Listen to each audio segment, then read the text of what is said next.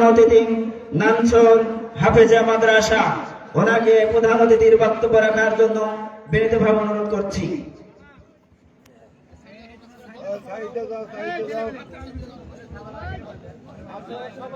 আসসালামু আলাইকুম ওয়া রাহমাতুল্লাহ। আলহামদুলিল্লাহি রাব্বিল আলামিন ওয়াসসালাতু ওয়াসসালামু আলা রাসূলিল কারীম ওয়া সাহবিহি আজমাইন। আউযু বিল্লাহি মিনাশ শাইতানির রাজীম। বিসমিল্লাহির রাহমানির রহিম। ওয়া মান আহসানু কাওলাম মিম্মান দাআ ইলাল্লাহ ওয়া আমিলা সালিহান ওয়া ক্বালা ইন্নানি মিনাল মুসলিমিন। নানছর হাফেজা মাদ্রাসা লিল্লাহ নুরিল মাঠে আয়োজিত আজকে তাফসীরুল কোরআন মাহফিলের সম্মানিত সভাপতি, আমাদের সর্বজনের শ্রদ্ধেয় শিক্ষক জনাব আলহাজ মাওলানা মোহাম্মদ আব্দুল মালেক, প্রধান উপদেষ্টা জনাব মোহাম্মদ জাহিদুল ইসলাম, আমার স্নেহের ছোট ভাই ব্যবস্থাপনা পরিচালক নাশাদুল, বিশেষ অতিথি জনাব আমার বাবাজি আলহাজ মোহাম্মদ আব্দুল হামিদ প্রামাণিক, সাবেক চেয়ারম্যান সহ অন্যান্য অতিথিবৃন্দ, মঞ্চে উপস্থিত বাগবাড়া উপজেলা জামাত ইসলামের সংগ্রামী সেক্রেটারি জেনারেল জনাব অধ্যাপক ওহিদুল ইসলাম সহ অন্যান্য নেতৃবৃন্দ, জাতির শ্রেষ্ঠ সন্তান ওলামায়ে কেরামগণ, সামনে উপস্থিত অত্র এলাকার তৌহিদি জনতা, পর্দার আড়ালে আমার সম্মানিত মা ও বোনেরা, সবার প্রতি আমার আন্তরিক মোবারকবাদ এবং সালাম। আসসালামু আলাইকুম ওয়া রাহমাতুল্লাহ। সম্মানিত ভাইরা, আপনারা আমরা সবাই শান্তিপ্রিয় মানুষ, আমরা মুসলমান, আমরা মুমিন, আমরা চাই শান্তিপ্রিয় একটা নিরাপদ বাংলাদেশ। কথা ঠিক তো? যেখানে কোনো অশান্তি থাকবে না, কোনো বৈষম্য থাকবে না, যেখানে কোনো জুলুম থাকবে না, মিথ্যা মামলা থাকবে না, হত্যা, খুন, দুর্নীতি এগুলো থাকবে না, এরকম একটা সোনার বাংলাদেশ আমরা গড়তে চাই। এই সোনার বাংলাদেশ যদি গড়তে আমরা চাই, তাহলে দরকার সোনার মানুষের। আপনার গাড়ি যতই দামি হোক না কেন, যতই মূল্যবান হোক না কেন, ড্রাইভার যদি মাতাল হয় তাহলে অ্যাক্সিডেন্ট অবধারিত। সুতরাং এই রাষ্ট্র নামক গাড়ির যে ড্রাইভার আমরা আগামীতে নির্ণয় করব, সেটা নিশ্চিত হতে হবে সৎ, যোগ্য, আল্লাহভীরু, দেশপ্রেমিক একজন সৎ নেতৃত্বের প্রয়োজন। সেজন্যই বাংলাদেশ জামাত ইসলামী তাদের প্রতিষ্ঠা লগ্ন থেকে আজ পর্যন্ত সৎ, যোগ্য, আমানতদার, দেশপ্রেমিক নেতৃত্ব তৈরির চেষ্টা করতেছে, যার প্রমাণ বিগত দিনে আমরা দিয়ে এসেছি। আপনারা জানেন, বিগত সরকারের আমলে আমাদের দুইজন মন্ত্রী তাদের মন্ত্রণালয়ের দায়িত্ব পালন করেছেন এবং বাংলাদেশের সংসদে দাঁড়িয়ে তারা ওপেন চ্যালেঞ্জ করেছেন, আমার মন্ত্রণালয়ে যদি 1 টাকার দুর্নীতি প্রমাণ করতে পারে তাহলে ওনারা আর কোনোদিন জীবনে রাজনীতি করবেন না। এইরকম ঘোষণা এই বাংলাদেশের প্রেক্ষাপটে বিরল। কোন রাজনীতিবিদ বলতে পারবেন না যে আমার মধ্যে দুর্নীতি নাই। বরং আমরা লক্ষ্য করেছি, যখনই কোনো সরকার ক্ষমতায় যায়, নেতারা আঙ্গুল ফুলে কলা গাছের মতো হয়ে যায়। কথা ঠিক তো? আমরা চাই এই সমস্ত জুলুম, দুর্নীতিবাদদের প্রত্যাখ্যান করে সৎ, যোগ্য, আল্লাহভীরু, আমানতদার, দেশপ্রেমিক নেতৃত্ব প্রতিষ্ঠার জন্য চেষ্টা করছি। তাই আসুন, দলমত নির্বিশেষে সবাই আমরা ঐক্যবদ্ধ হই। এখন সময় এসেছে আমাদের জেগে ওঠা। আসলে 90% মুসলমানের দেশ বাংলাদেশ, যেখানে এখনো বাসে ডাকাতি হয়, আমার মা বোনেরা ইজ্জত নিয়ে কোথাও যেতে পারেন না, ধর্ষণের শিকার হন। আমরা উদাত্ত কণ্ঠে বলতে চাই, বাংলাদেশ জামাত ইসলামী যদি কখনো সেই দেশ পরিচালনার সুযোগ পায়, আমার মা বোনদের উদ্দেশ্যে আমরা বলতে চাই, তারা তাদের সম্ভ্রম নিয়ে, তাদের ইজ্জত আবরু নিয়ে অবাধ চলাফেরা করতে পারবে। এখানে কেউ রক্তচক্ষু, এমনকি বাঁকা চোখে তাকাতেও সাহস পাবে না, ইনশাআল্লাহ। আর সনাতন ধর্মের আমাদের হিন্দু সম্প্রদায়ের ভাইদের উদ্দেশ্যে বলতে চাই, আমরা যদি কোনোদিন সেই দায়িত্ব পাই, আপনারা আমাদের আমানত। ইসলাম সেটাই বলে, কোরআন সেটাই বলে। আপনারা মায়ের কোলে শিশু যেমন নিরাপদে লালন পালন হয়, তদ্রুপ আপনারা এই বাংলাদেশে নিরাপদে বসবাস করবেন, কোনো বৈষম্যের শিকার হবেন না। বাংলাদেশে আজ যে বৈষম্যের শিকার, যে বৈষম্যের কারণে বৈষম্য বিরোধী আন্দোলনের ফলশ্রুতিতে বিগত সরকারের পতন হয়েছে, আমিও চাই আসলে বৈষম্য উচিত নয়। আমার এই মেডিকেল সেক্টরে আমি একটা কথা আপনাদের উদ্দেশ্যে বলতে চাই যে মেধার মূল্যায়ন না করে অমেধাবীদের বিভিন্ন জায়গায় বসে দেশটাকে মেধাশূন্য করা হয়েছে। গত মেডিকেল অ্যাডমিশন পরীক্ষায়, ভর্তি পরীক্ষায় সাধারণ কোটায় 72-এর উপরে মার্ক পেলে তারা মেডিকেল কলেজে ভর্তির সুযোগ পেয়েছে, কিন্তু বিভিন্ন কোঠার নামে কোঠায় তারা মাত্র 41 নম্বর পেয়ে ভর্তির সুযোগ পেয়েছে। এখন আপনি বলুন তো, একজন 41 মার্ক পাওয়া ছাত্র আর 72-74 মার্ক পাওয়া ছাত্র কি সমান মেধাবী হতে পারে? তাহলে এই দুইজন ডাক্তারের মধ্যে কতটুকু পার্থক্য হবে আপনারা বুঝতে পারছেন। আমরা চাই মেধার মূল্যায়ন, প্রকৃত মেধার মূল্যায়ন হোক, অমেধাবীরা ঝরে পড়ুক। আর মেধাশূন্য বাংলাদেশ হয়েছে, যারা বিভিন্ন জায়গায় বসে আছে কোঠার নামে যারা অমেধাবীগুলো স্থান দখল করে আছে। তাই আসুন সম্মানিত ভাইরা, আমাদের সময় এসেছে, আমরা মুসলমান, আমরা ঐক্যবদ্ধভাবে আল্লাহর দ্বীন, আল্লাহর জমিনে প্রতিষ্ঠার জন্য চেষ্টা করি। মুমিন যদি কখনো ক্ষমতায় যায়, সূরা হজে 41 নম্বর আয়াতে আল্লাহ বলেছেন, মুমিনকে যদি কখনো ক্ষমতায় দেওয়া হয়, মুমিনরা 4টা কাজ করবে। কয়টা কাজ করবে বলেন তো? 4টা কাজ। প্রথম কাজ হলো আকিমুস সালাত, রাষ্ট্রীয়ভাবে তারা সালাত প্রতিষ্ঠিত করবে, নামাজ প্রতিষ্ঠিত করবে। দ্বিতীয় কাজ হবে যাকাত ভিত্তিক অর্থনীতি চালু করা, আকিমুস সালাত ওয়াতুজ যাকাত ওয়া আমরু বিল মারুফ ওয়া নাহু আনিল মুনকার, সৎ কাজের নির্দেশ দিবে এবং সকল অসৎ কাজ বন্ধ করবে। এই 4টা কাজ যদি বাংলাদেশে জারি হয়, আর কোনো কিছু দরকার আছে? তাই আসুন এই 4টা কাজ রাষ্ট্রীয়ভাবে করার জন্য আমরা সম্মিলিতভাবে দল, মত, ধর্ম, বর্ণ, গোত্র সব কিছু ভুলে গিয়ে আমরা কাঁধে কাঁধ মিলে শেষাঢালা প্রাচীরের মতো ঐক্যবদ্ধ হয়ে আল্লাহর জমিনে আল্লাহর দ্বীন বিজয়ের চেষ্টা করি। এই উদাত্ত আহ্বান থেকে আপনাদের সকলের সুস্বাস্থ্য দীর্ঘায়ু কামনা করে, আমার জন্য দোয়া চেয়ে, সর্বোপরি আল্লাহর সাহায্য কামনা করে আমার কথা শেষ করছি। আসসালামু আলাইকুম ওয়া রাহমাতুল্লাহ।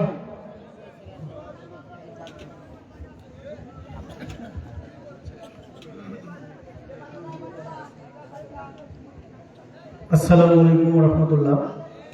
আলহামদুলিল্লাহ, আজকের এই নামসর হাফিজা মাদ্রাসা ও লিল্লাহ বোর্ডিং এর বাৎসরিক তাফসীর মাহফিল মহান রব্বুল আলামিন কবুল করেছেন। আমাদের মাঝে প্রধান অতিথি, বিশেষ অতিথি সহ সকল আলেম ওলামাগণ উপস্থিত হয়েছেন, সেজন্য আমরা শুকরিয়া আদায় করছি সবাই বলে আলহামদুলিল্লাহ। আমি আপনাদের প্রতি কৃতজ্ঞ এই জন্য যে আপনারা সারা বছর ধরে এই লিল্লাহ বোর্ডিং মাদ্রাসায় সার্বিক সহযোগিতা করেছেন। সেই সহযোগিতার কারণে আজকে এই মাদ্রাসা থেকে 9 জন ছাত্র পাগড়ি পরিধান করে এখান থেকে হেফজ কমপ্লিট করেছেন, বিদায় নেবেন। সেজন্য আপনারা খুশি না বেজার? আপনারা কি চান প্রতি বছর 9 জন 10 জন করে হেফজ কমপ্লিট করে এখান থেকে বের হোক? তাহলে আমাদেরকে আপনারা যেভাবে সহযোগিতা করেছেন ইনশাআল্লাহ আগামীতে করবেন তো? ইনশাআল্লাহ যারা সহযোগিতা করেছেন সকলের দান মহান রব্বুল আলামিন কবুল করুন, সবাই বলে আমিন। এখান থেকে বিদায়কৃত ছাত্রদের আমি আপনারা বিরক্ত হবেন না, এটা আমাদের একটি অংশ। মোহাম্মদ আব্দুল্লাহ হাসিব, পিতা জাহাঙ্গীর আলম, গ্রাম ভরট্ট। একটু সামনে যান, একটু সামনে যান।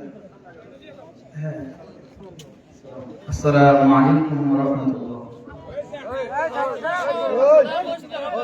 আমরা তাদেরকে পাগড়ি প্রদানের মাধ্যমে পুরস্কৃত করব।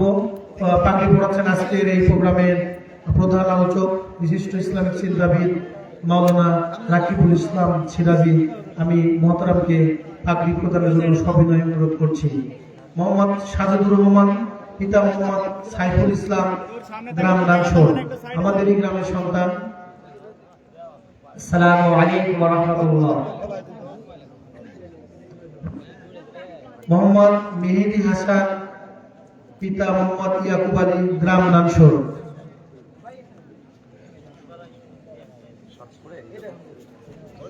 আসসালামু আলাইকুম ওয়া রাহমাতুল্লাহি ওয়া বারাকাতুহু। এটি সনদ, প্রত্যেকে আমরা সনদ দিয়ে থাকি হেফজ কমপ্লিট করার পর মাদ্রাসা থেকে। মোহাম্মদ রাকিব সর্দার রাজ, পিতা মোহাম্মদ জনাব আলী, গ্রাম হাসানপুর। আসসালামু আলাইকুম ওয়া রাহমাতুল্লাহ। মোহাম্মদ আব্দুল্লাহ হুসাইন, পিতা মোহাম্মদ ইমদাদুল ইসলাম, গ্রাম দানসর। আসসালামু আলাইকুম ওয়া রাহমাতুল্লাহ। মোহাম্মদ জাকারিয়া, পিতা মোহাম্মদ হাফিজুর রহমান, গ্রাম ভরতপুর। আসসালামু আলাইকুম ওয়া রাহমাতুল্লাহ। মোহাম্মদ কাফি সর্দার, পিতা মোহাম্মদ আব্দুর রাজ্জাক, গ্রাম লাউবাড়িয়া। আসসালামু আলাইকুম ওয়া রাহমাতুল্লাহ। মোহাম্মদ শাহিন আলম, পিতা মোহাম্মদ বাবুল, গ্রাম ভরতপুর। আসসালামু আলাইকুম ওয়া রাহমাতুল্লাহ। মোহাম্মদ হাসান আলী, পিতা মোহাম্মদ হাতেম আলী, গ্রাম লাউবাড়িয়া। আসসালামু আলাইকুম ওয়া রাহমাতুল্লাহ। আলহামদুলিল্লাহ, আপনারা ইতিমধ্যে লক্ষ্য করেছেন এই 9 জন আমাদের এই লেল্লা বোর্ডিং থেকে আপনাদের সকলের সার্বিক সহযোগিতায় হেফজ কমপ্লিট করে বিদায় নিচ্ছেন। আপনারা এই প্রতিষ্ঠানে সার্বিক সহযোগিতা ইনশাআল্লাহ করবেন, সেই প্রত্যাশায় সকলের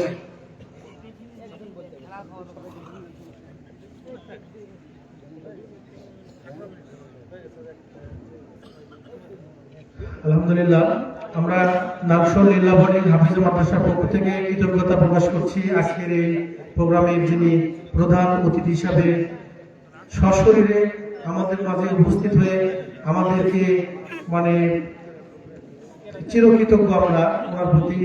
মহান রব্বুল আলামিন ওনার নেক নিয়ত কবুল করুন। আমরা সকলে তার জন্য দোয়া করব। উনি ব্যস্ত মানুষ, উনি প্রোগ্রামে এরপরে হয়তো আরো প্রোগ্রাম আছে, একটি প্রোগ্রাম থেকে এসেছেন, তো উনি আমাদের মাঝ থেকে বিদায় নেবেন।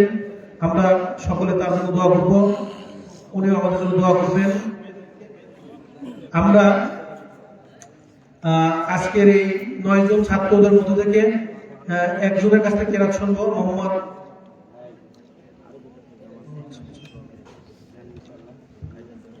মেহেদী হাসান, পিতা মোহাম্মদ ইয়াকুব আলী, নানসর বাড়ি, আমাদের গ্রামের ছেলে। এটা আসলে আমাদের জন্য অহংকার। আমাদের গ্রাম থেকে এই বছর বেশ কয়েকজন হেফজ কমপ্লিট করেছেন। মেহেদী হাসান। আসসালামু আলাইকুম ওয়া রাহমাতুল্লাহি ওয়া বারাকাতুহু। أعوذ بالله من الشيطان الرجيم.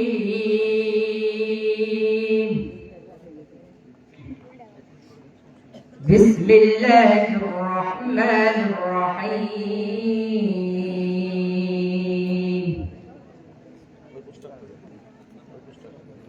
أفسحر هذا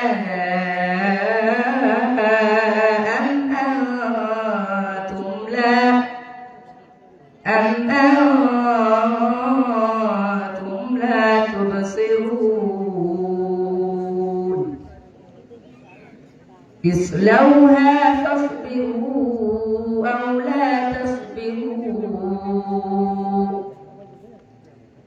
سواء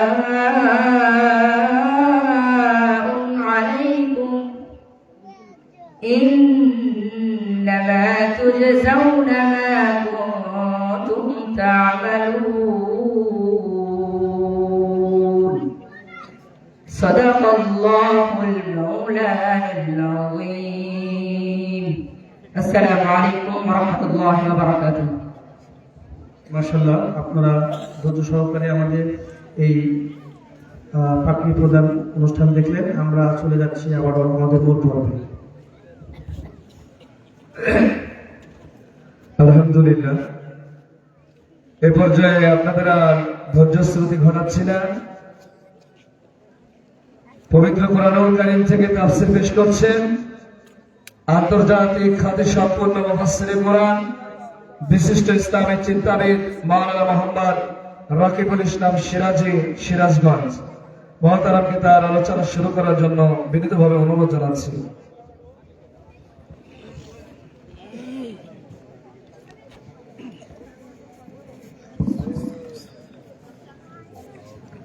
আসসালামু আলাইকুম ওয়া রাহমাতুল্লাহ। সম্মানিত ভাইয়েরা, আপনারা কি ঘুমিয়ে আছেন? একটু কথা বলেন, ঘুমিয়ে আছেন? তাহলে আমি সালাম দিলাম, জবাব শুনে মনে হলো রাতের খাবার কেউই খাননি। আচ্ছা বলুন তো, এখানে যারা এসেছি বসেছি আমরা খুশি করব কাকে? একসাথে বলুন কাকে? কারা কারা একটু দুই হাত তুলে দেখেন তো, তোলেন, মেহরবানি করে তোলেন। মাঝখান থেকে একজন একটু তাকবীর দেন তো দেখি। মাঝখান থেকে একজন ইমাম হয়ে তাকবীর দেন।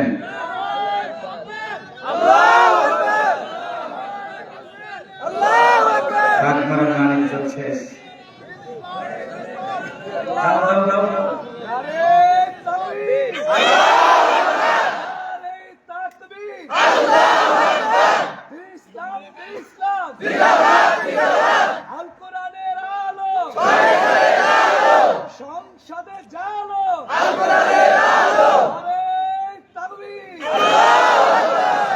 সবাই একটু মারহাবা বলেন।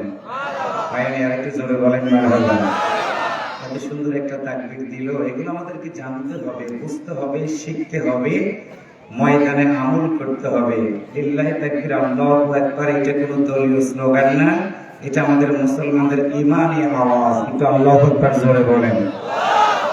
আমি এবার সালাম দিচ্ছি, সেই সাথে আমি বেশ কিছু ভাইদেরকে দেখতে পাচ্ছি দাঁড়িয়ে আছেন। আপনারা যদি একটু এসে বসতেন পরিবেশটা মনে হয় ভালো হতো।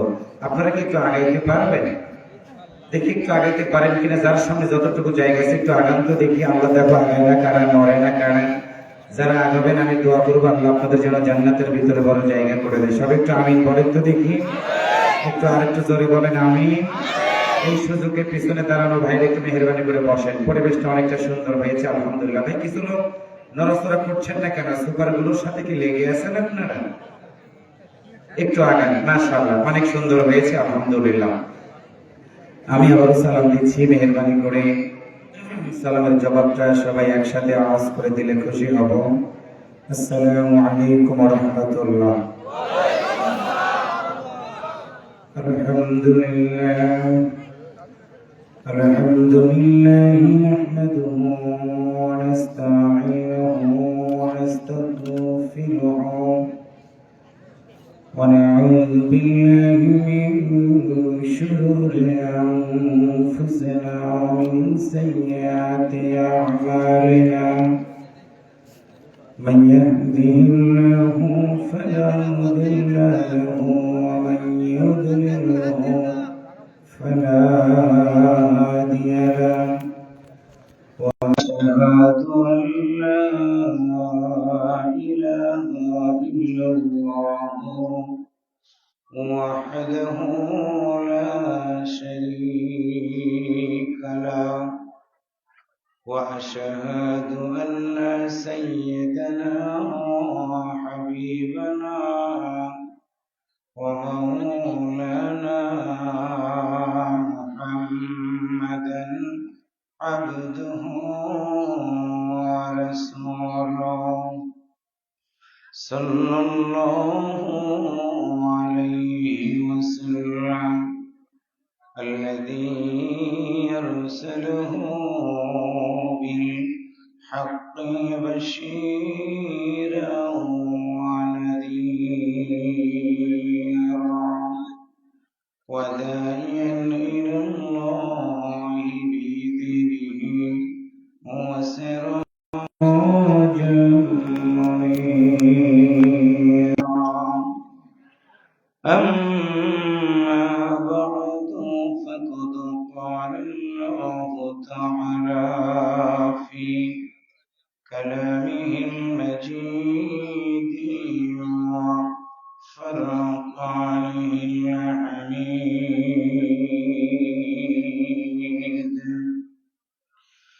أعوذ بالله من الشيطان الرجيم.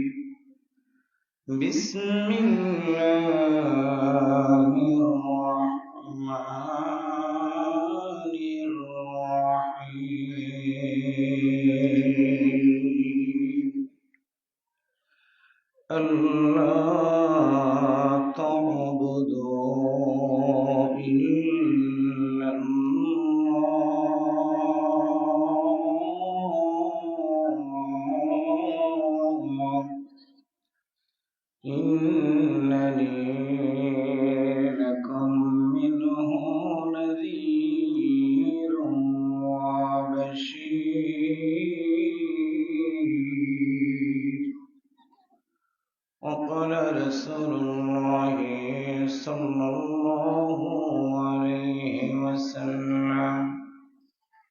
خيركم من تعلم القرآن وعلمه وقال رسول الله صلى الله عليه وسلم بلغوا عني ولو آية وقال رسول الله صلى الله عليه وسلم كلكم راع وكلكم مسؤول عن رعيته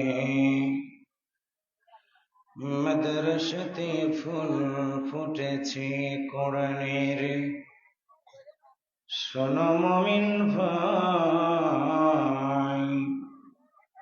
আল্লাহর কোরআন শুনে মানো যদি জান্নাতের মেহমান হওয়া যায়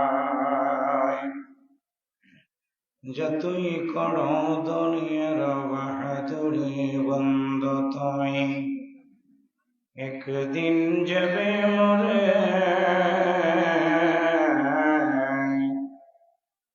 পৃথিবীর মানুষ নিষ্ঠুর হইয়া রাখবে তোমায় মাটির ঘরে মসজিদের ওই পালকিটা বন্ধ যেদিন আসবে তোমার বাড়ি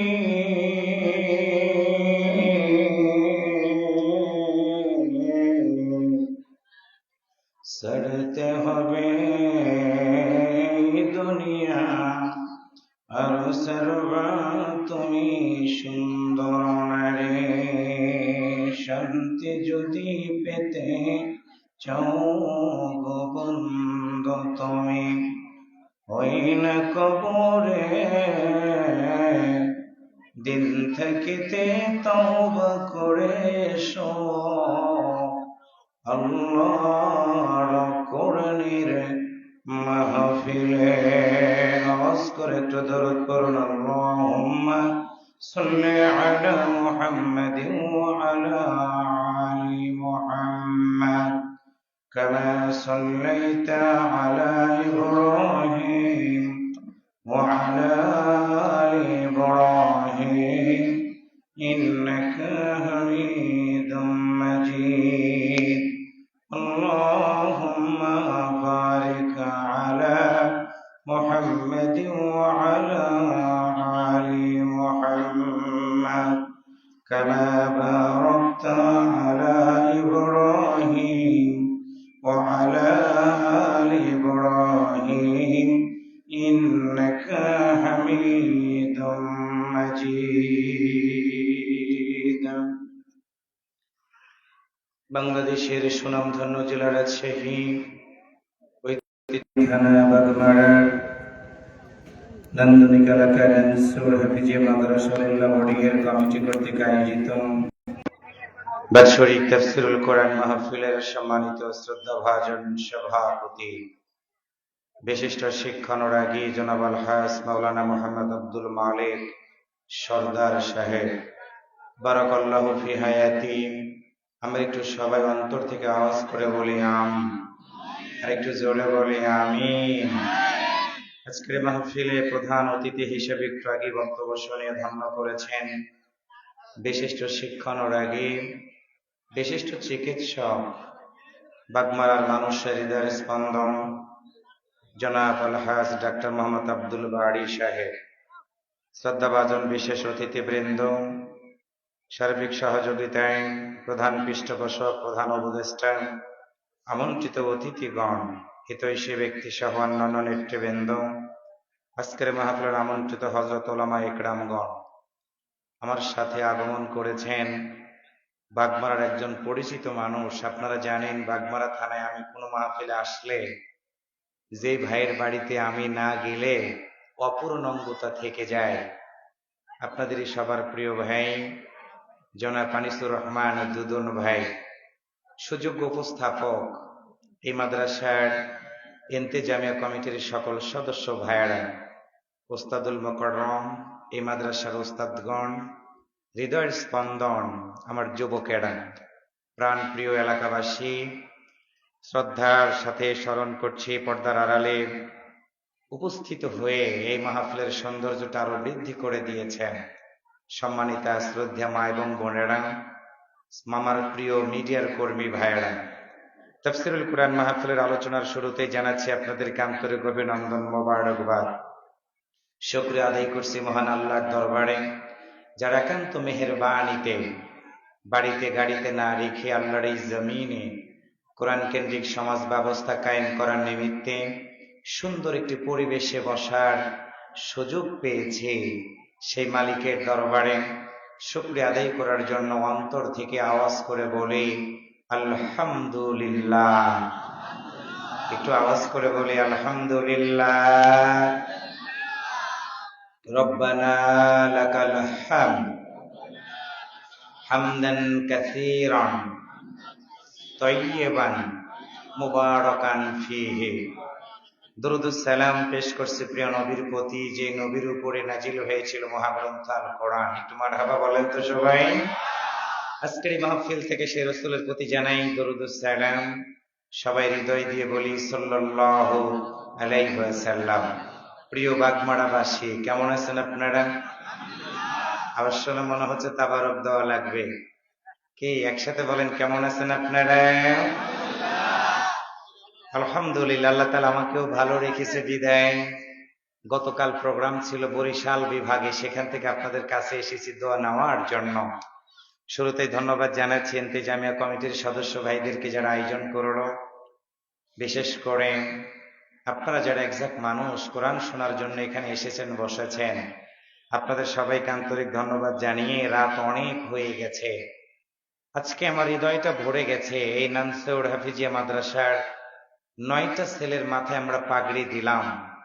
হৃদয়ের মনের মণি কোঠা থেকে আমি কমিটির সদস্য ভাইদেরকে, ওস্তাদদেরকে হৃদয় থেকে দোয়া করছি, আল্লাহ তাআলা এই মাদ্রাসাটা দীর্ঘ সুন্দর পথ চলার মাধ্যম দিয়ে এই বাগমারা কেন গোটা রাজশাহী ডিভিশনের ভিতরে একটি আলোকিত মাদ্রাসা হোক। সবাই একটু আমিন জোরে বলেন।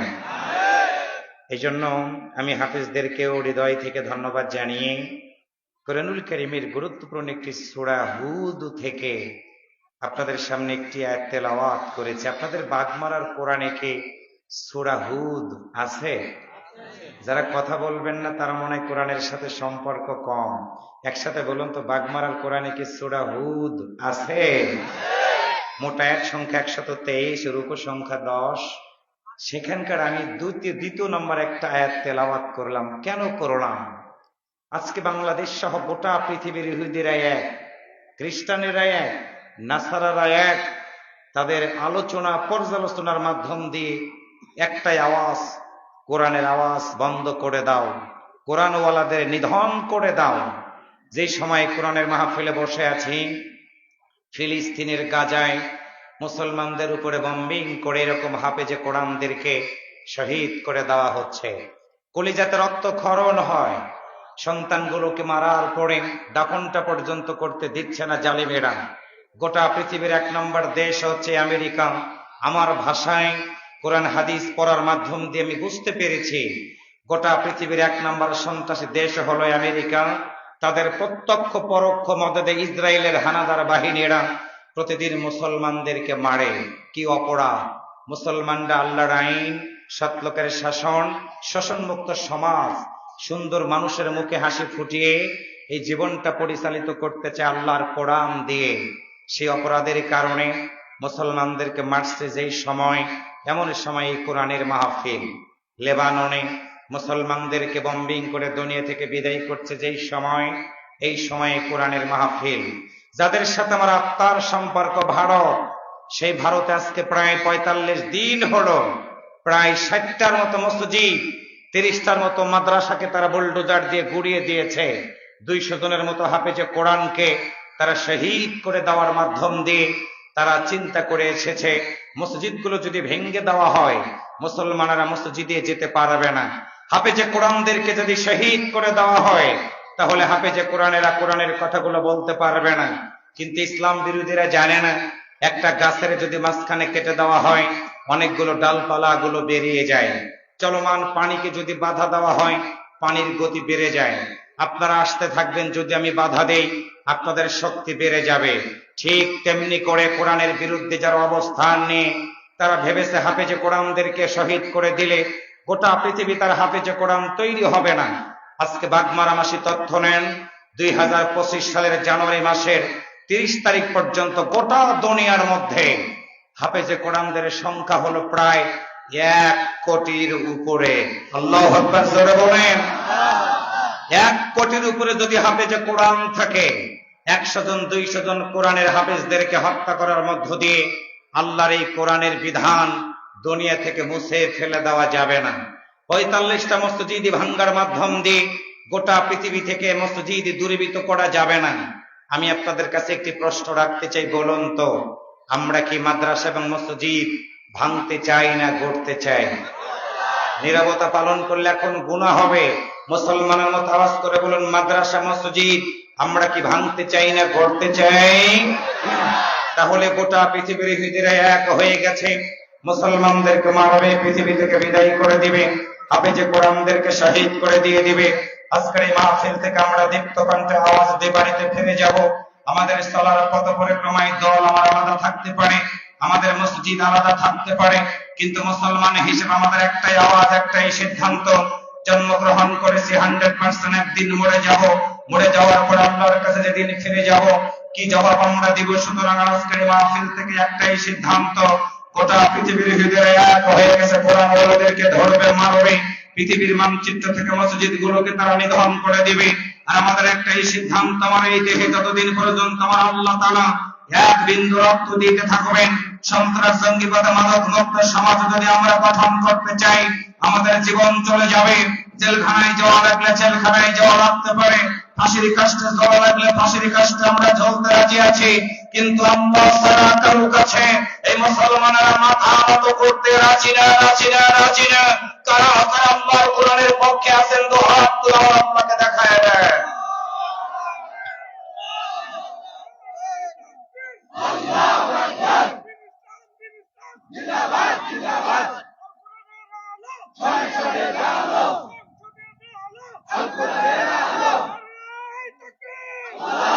হাত নামান। এই যে আমরা একটু বললাম আল্লাহু আকবার, আওয়াজ করে বলুন তো আল্লাহু আকবার বলাতে খুশি হয়েছে কে? রাগ করেছে কে? আল্লাহ রাগ করেছে? আনিস ভাই কি বলতেছে?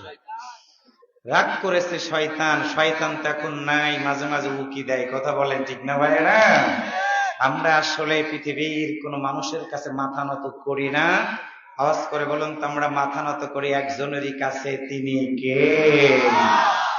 সে আল্লাহ তাআলার কোরআনুল কারীমের ভিতর থেকে সূরা হুদ থেকে একটা আয়াত তেলাওয়াত করেছি। কি আছে আলোচ্য আয়াতের ভিতরে? মাদ্রাসার হাফেজে কোরআনদের মাথায় যখন পাগড়ি দিলাম, তখন আমার মনে হয়ে গেল কিয়ামতের ময়দানে আল্লাহ তাআলা হাফেজদেরকে নূরের টুপি পরাবেন, তার বাবার মাথায় নূরের টুপি পরায় জান্নাতের ভিতরে তাদেরকে যাওয়ার সুযোগ করে দিবে। আমার মনটা বলল, হাফেজদেরকে যেদিন আল্লাহ তাআলা বলবে নূরের টুপি পরায় তোমাদেরকে আমি জান্নাতে দিব, সেদিন আমরা যদি বলি আল্লাহ ওই হাফেজদের মাথায় তো আমি পাগড়ি দিয়েছিলাম, আমরা পাগড়ি দিয়েছিলাম, আল্লাহ তুমি কি আমাদেরকে বাদ দিয়ে দিবা? আল্লাহ ইচ্ছা করলে সেদিন ওই দৃশ্যটা দেখে আমাদেরকে মাফ করে দিয়ে জান্নাতে দেওয়ার মতো ক্ষমতা জবান খুলে বলুন তো আমার আল্লাহর আছে না নাই? আমার বিশেষ মেহমান সাইম বিন সাদাত 8 থেকে 10টা পয়েন্ট নিয়ে তিনি কথা বলেছেন। এত কথা এত পয়েন্টের আমি বলতে পারবো না। আমি একদম শর্ট কোর্স, একদম একটা সুন্দর প্রশ্নের আলোকে সাজেশন আমি দিয়ে যাব। আজকে আমরা 2টা কাজ যদি করে জীবনটা চালাইতে পারি দুনিয়াতে, আল্লাহ বলেছেন যাও কথা দিলাম তোমাদের আমি জান্নাত দিয়ে দিব। আপনারা মনে হয় জান্নাতে যেতে চান না? জবান খুলে বলুন তো জান্নাতে কি যেতে চান? তাহলে আমরা কাজ করব 2টা, একসাথে বলেন কয়টা? আচ্ছা বিয়ে করো নাই কারা কারা একটু হাত তোলো তো দেখি। তোলো বললেন বাবা, তোমরাও হাত তোলো তো। যারা বিয়ে করো না, আজকে বরের সংখ্যা অনেক বেশি আছে, কিন্তু আওয়াজ শুনে মনে হচ্ছে হিজরা গ্রুপ মনে আছে মাঝখানে। আচ্ছা যারা বিয়ে করো নাই তারা একটু বলো তো আল্লাহু আকবার। আরে বেটা সালের মতো বলো আল্লাহু আকবার। তোমরা হাত নামাও। এবার আমরা যারা বিয়ে করেছি, সেদিন এক জায়গায় দাওয়াত খেতে গেছি, এক মুরব্বির দাঁত পড়ে গেছে, পাশের এক লোক সিনার হাড্ডি খাচ্ছে। গরুর গোস্তের ভিতরে সিনার হাড্ডি কি নরম না শক্ত? নরম হাড্ডি খাচ্ছে। ওই একজন খাচ্ছে হাড্ডি, পাশের মুরব্বী কাঁদতেছে। বললাম, চাচা কাঁদছেন কেন? কয়, বাবা উনি যে হাড্ডি খাচ্ছে সিনার, ওই আওয়াজ শুনে আমার চোখ বেয়ে বেয়ে পানিগুলো আসতেছে। বললাম, কারণ কি? কয়, আমারও তো মন চায় আমি একটু হাড্ডি খাই। বললাম, চাচা খান। আমার দিকে মুখটা হা করে বলে, বাবা একটা দাঁতও নাই। বললাম, কাকা দাঁত গেল কোথায়? কয়, যখন দাঁত ছিল সুপারি গাছে একা উঠে গাছ থেকে সুপারি পেরে দাঁত ভাঙ্গার জন্য না, সুপারিটাকে আমি দাঁত দিয়ে কামড়িয়ে কামড়িয়ে খেয়ে তখন আমি আমার নিজের বাহাদুরিটা দেখিয়েছি। তখনকার দাঁত অকালে পড়ে গেছে বাবা, যার জন্যই কেউ যখন সিনের নরম হাড্ডিও খায় আমার আর অন্তরে সয় না, কষ্ট লাগে। ঠিক দেখবেন আল্লাহু আকবার আওয়াজ যখন আপনারা কিছু মানুষ দিবেন, আল্লাহ বিরোধীরা তাদেরও অন্তরটা ফেটে যায়। কথা বলেন ঠিক না ভাইয়েরা? এবার আমরা মুরব্বী যারা আছে আমরা একটু আওয়াজ করে তাকবীরটা দিব। আমরা যারা বিয়ে করেছি, বয়স হয়ে গেছে না, দেখি আমরা যারা বিয়ে করেছি আমরা একটু একসাথে বলি তো দেখি। যুবক তোমরা একটু আল্লাহ আল্লাহ করে, আমাদের তো আওয়াজ কম হয় নাকি? দেখি আমরা যারা বিয়ে করেছি আমরা একটু একসাথে বলি আল্লাহু আকবার। আর একবার বলি। আওয়াজ শুনে মনে হচ্ছে বিয়ের বয়স এখনো আছে। বয়স হয়ে গেছে কিন্তু বিয়ের বয়স এখনো আছে। কি বুঝাইছি? বয়স হয়ে গেছে কিন্তু ইমানি শক্তি দুর্বল হয় নাই। একটু মারহাবা জোরে বলেন। আরেকবার আল্লাহু আকবার বলেন। সূরা হুদের 2 নম্বর আয়াত কি আছে?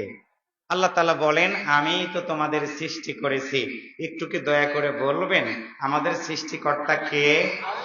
আবার তিনিই বলেন, আমি তো তোমাদেরকে মৃত্যু দিব, একদিন আমার কাছে আসবা। জান্নাতে যদি যেতে চাও তাহলে তোমাদেরকে সিদ্ধান্ত নিতে হবে সকল বিধান বাতিল করে ওহির বিধান কায়েম যদি করার মাধ্যম দিয়ে তোমার জীবন চালাইতে পারো, আমি আল্লাহ কথা দিলাম তোমারে জান্নাত দিয়ে দিব।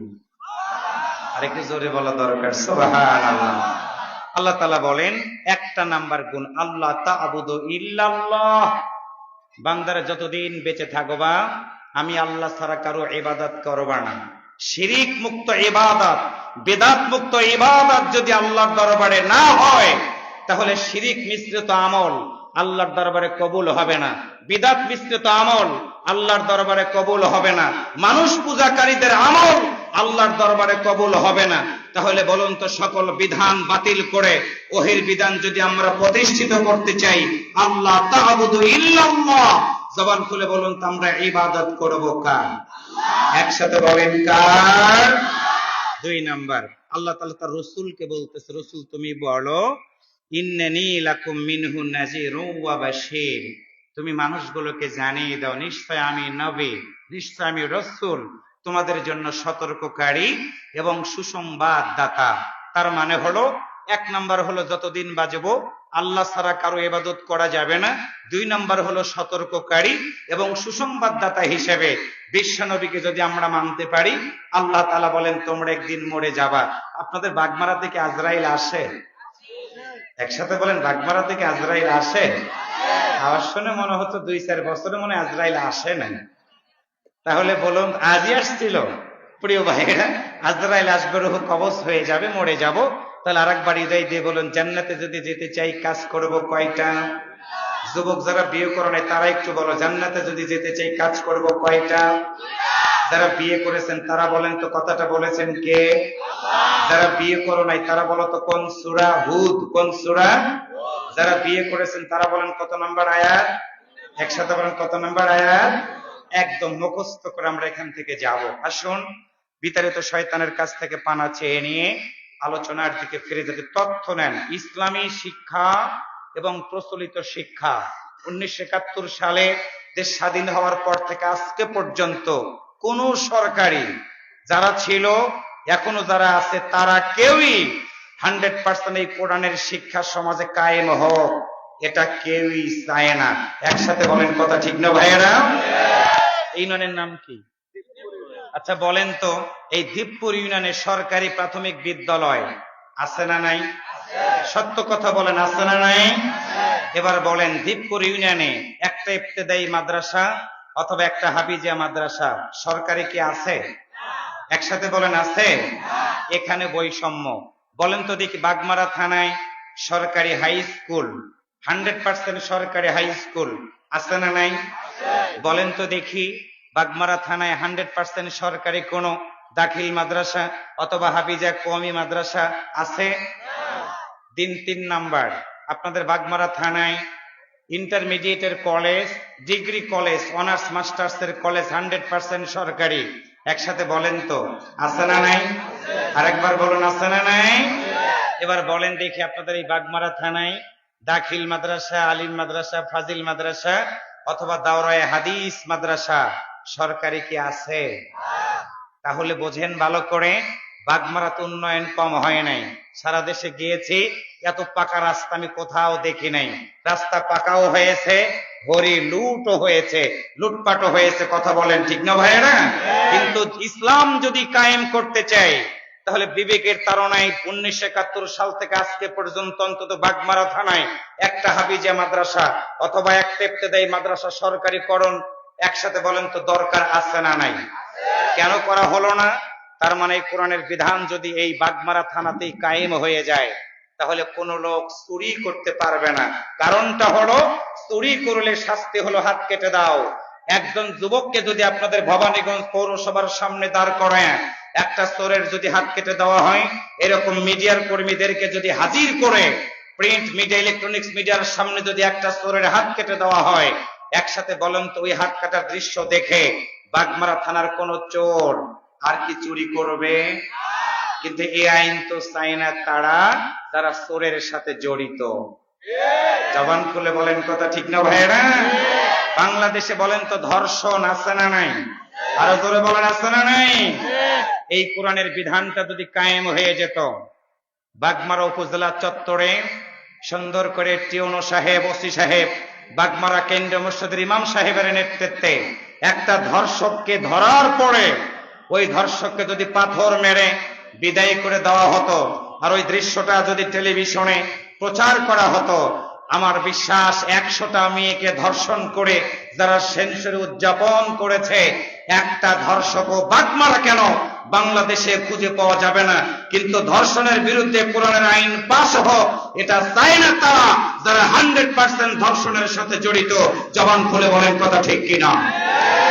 তাহলে বুঝুন, এই হাফিজা মাদ্রাসাটা যদি সরকারি হতো, লিল্লা বোর্ডিং এর জন্য আমাদেরকে ফেতরা তোলা লাগতো না, এই যে ডানের টাকা তোলা লাগতো না, অটোমেটিকলি সরকারি ভাবে টাকাগুলো আসতো, হাফিজদেরকে বেতন দেওয়া হতো। তবে আপনাদের একটি তথ্য দিয়ে যাই, বাংলাদেশের কোন ডাক্তার, কোন ইঞ্জিনিয়ার, কোন নেতা এককভাবে বাংলাদেশের সুনাম অর্জন করতে পারে নাই।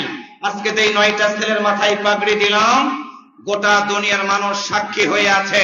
মালয়েশিয়া, ইরাক, ইরান, সৌদি আরব, এক কথায় গোটা দুনিয়ার বুকে যখন কোরআন তেলাওয়াতের প্রতিযোগিতার অনুষ্ঠান হয়েছে, আজকে যেই সকল 9টা বাচ্চার মাথায় পাগড়ি দিলাম, হাফেজ তাকরিম, হাফেজ নাজমুস সাকিব, হাফেজ মুস্তাফিজুর, হাফেজ আবু রায়হান, এদের মতো সন্তানেরা বিদেশের মাটিতে গিয়ে আল্লাহর এই কোরআন তেলাওয়াত করে বাংলাদেশের লাল সবুজের পতাকাটা বিদেশের মাটিতে উড্ডীন করে রেখে দিয়েছে। কিন্তু বাস্তবতা হলো, রাষ্ট্রীয়ভাবে একটা হাফেজে কোরআনদেরকে 21 পদক দেওয়া হয় নাই, রাষ্ট্রীয়ভাবে সম্মান দেওয়া হয় নাই। যারা বিদেশে গিয়ে গান গায়, নাচানাচি করে দেশে আসে, তাদেরকে রাষ্ট্রীয় পদক দেওয়া হয়। কিন্তু কোন মুফাসসিরকে, মুহাদ্দিসকে, কোন হাফেজে কোরআনদেরকে রাষ্ট্রীয় পদক দেওয়া হয় নাই। এর মানে হলো, গাছের গোড়া কেটে আগায় পানি ঢেলে মুসলমানদের সাথে ধর্ম ব্যবসার নাম করে মুসলমানদের ঈমান নিয়ে সিনেমিনি খেলতে চায়। কথা বলেন ঠিক কিনা? তাহলে আমাদের দায়িত্বটা কি? আমাদের দায়িত্ব সকল দলের ভাইদেরকে আল্লাহর কোরআনটা সুন্দর করে বুঝায়া জনসমর্থনটাকে জনশক্তিতে রূপান্তরিত করে 300 জন পার্লামেন্ট মেম্বারকে আল্লাহর এই পার্লামেন্টে পাঠিয়ে কোরআনের বিধান পাশ করানোর মধ্য দিয়ে আগামী দিনে এই বাগমারাতে এই হাফিজিয়া মাদ্রাসা যদি সরকারি হয়, একটা ইবতেদায়ী মাদ্রাসা যদি সরকারি হয়, একটা দাখিল মাদ্রাসা যদি 100% সরকারি হয়, তাহলেই আমরা এই সোনার বাংলাদেশের সত্যিকার সুফল আমরা দেখতে পাবো। তাহলে বলুন তো, সোনার বাংলাদেশ আমরা যদি গড়তে চাই, জবান খুলে বলুন তো, আল্লাহর এই কোরআনের দরকার আছে না নাই? আর একবার বলুন, আছে না নাই? কারা কারা সেই কোরআনের পক্ষে থাকতে রাজি আছেন? আর একবার একটু 2 হাত তুলে আমার আল্লাহকে দেখায় দেন।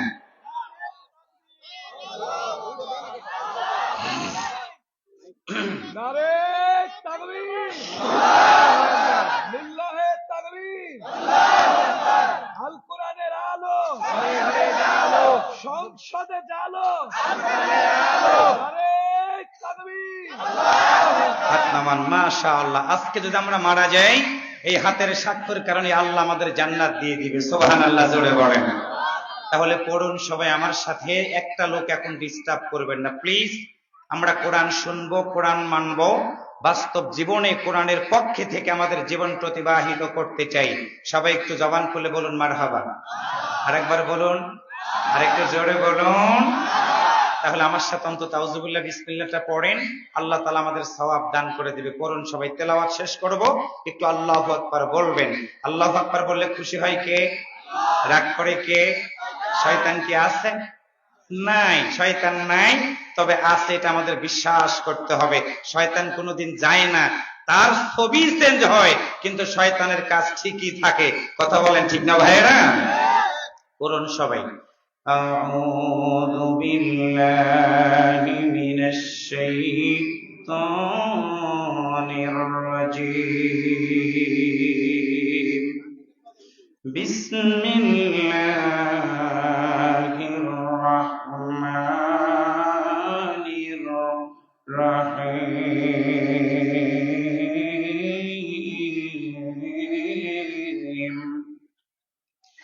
আল্লাহ তা'বুদু ইল্লাল্লাহ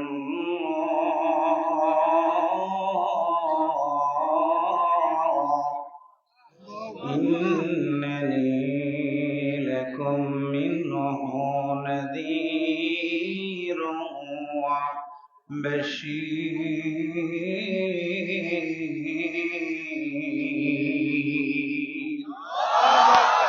সম্মানিত বাগমারাবাসী, বিশ্বনবী সাল্লাল্লাহু আলাইহি ওয়াসাল্লামের মক্কি জিন্দেগিতে সূরাটি নাজিল হয়। তাফসীর মাহফিল নাম দিয়েছেন। হৃদয় দিয়ে কথাগুলো বুঝবেন, কারণটা হলো জানি না কার জীবনের জন্য হয়ে যেতে পারে আজকের মাহফিলটা শেষ মাহফিল। আল্লাহর বান্দারা, আমার দেশের যুবকদের যদি বলা হয় যুবক তুমি কি নবীর নামটা সুন্দর করে বলবা না? যুবক নবীর নামটা বলতে পারে না। যদি বলা হয় যুবক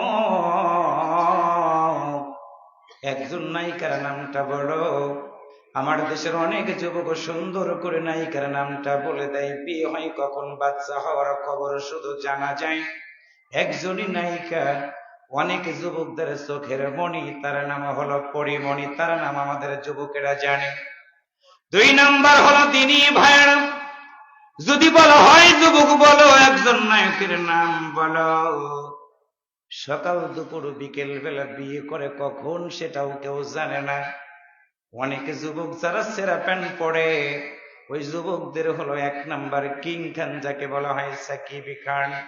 যুবক পায়ে ধরে বলে গেলাম, যদি বলা হয় বলো তো ফুটবলের একজন ভালো খেলোয়াড়ের নাম তুমি কি বলবা কিনা, ওই যুবক সুন্দর করে বলে আর্জেন্টিনার একজন দামি প্লেয়ার, তার নাম হলো লিওনেল মেসি।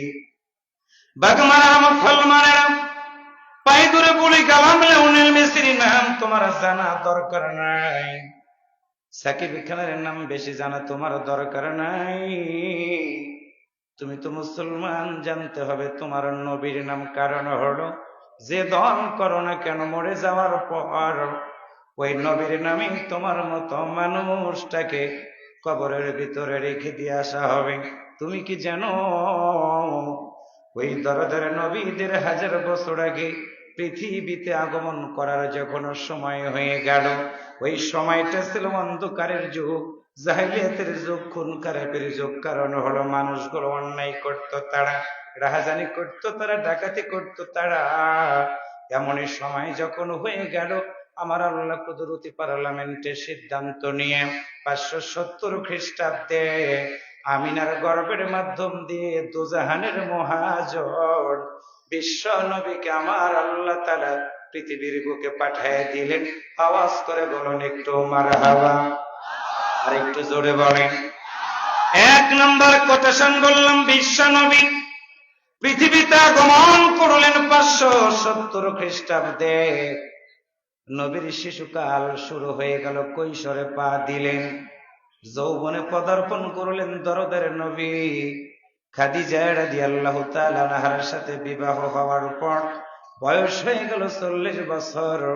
হেরা পর্বতের গুহায় গিয়ে দরদের নবী চোখের পানি ছেড়ে দিয়ে মালিকের দরবারে শুধু কান্নাকাটি করে। আল্লাহ বললেন, বন্ধুরি কাঁদবা না, কারণ হলো তোমার মতো নবীর চোখের পানি আমি আল্লাহ সইতে পারি না। কাঁদবা না তুমি, জিবরাইল আমিনকে পাঠায় দিয়ে আমার দিনী ভাইরা 40 বছর বয়সে আল্লাহর নবীর উপরে আমার আল্লাহ কুরআনুল কারীমের সূরা আলাকের প্রথম 5টা আয়াত আমার আল্লাহ নাজিল করে দিয়ে দিলেন। বাগমারার ভাইরা বুঝবেন ভালো করে, প্রথম কিন্তু নবীর উপরে নামাজের আয়াত নাজিল হয় নাই, রোজার আয়াত নাজিল হয় নাই, জিহাদের আয়াত নাজিল হয় নাই। প্রথম আয়াত নাজিল হয়ে গেল ইকরা বিসমি রাব্বিকাল্লাযী খালাক, পড়ো তোমার প্রভুর নামে, যে প্রভু তোমাকে সৃষ্টি করেছেন। আমার সামনে যারা বসা, জবান খুলে বলুন তো আমাদের সৃষ্টিকর্তাকে। রাসূল বলেন, আল্লাহ।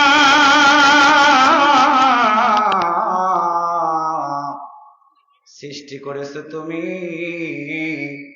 এই যুবক, আই কই যাও? কি ডায়াবেটিস হয়েছে? এ তো পুরা ছাকা খাওয়া পাটি আর কি। বউ কয়টা আছে? তাহলে এখন এই অবস্থা কেন? ওই যে ঢাকায় দেখো না, এরকম যুবকেরা কিশোর গ্যাংকের সাথে জড়িত, আর্মিরা কি পিটান পিটাইতেছে রে ভাই।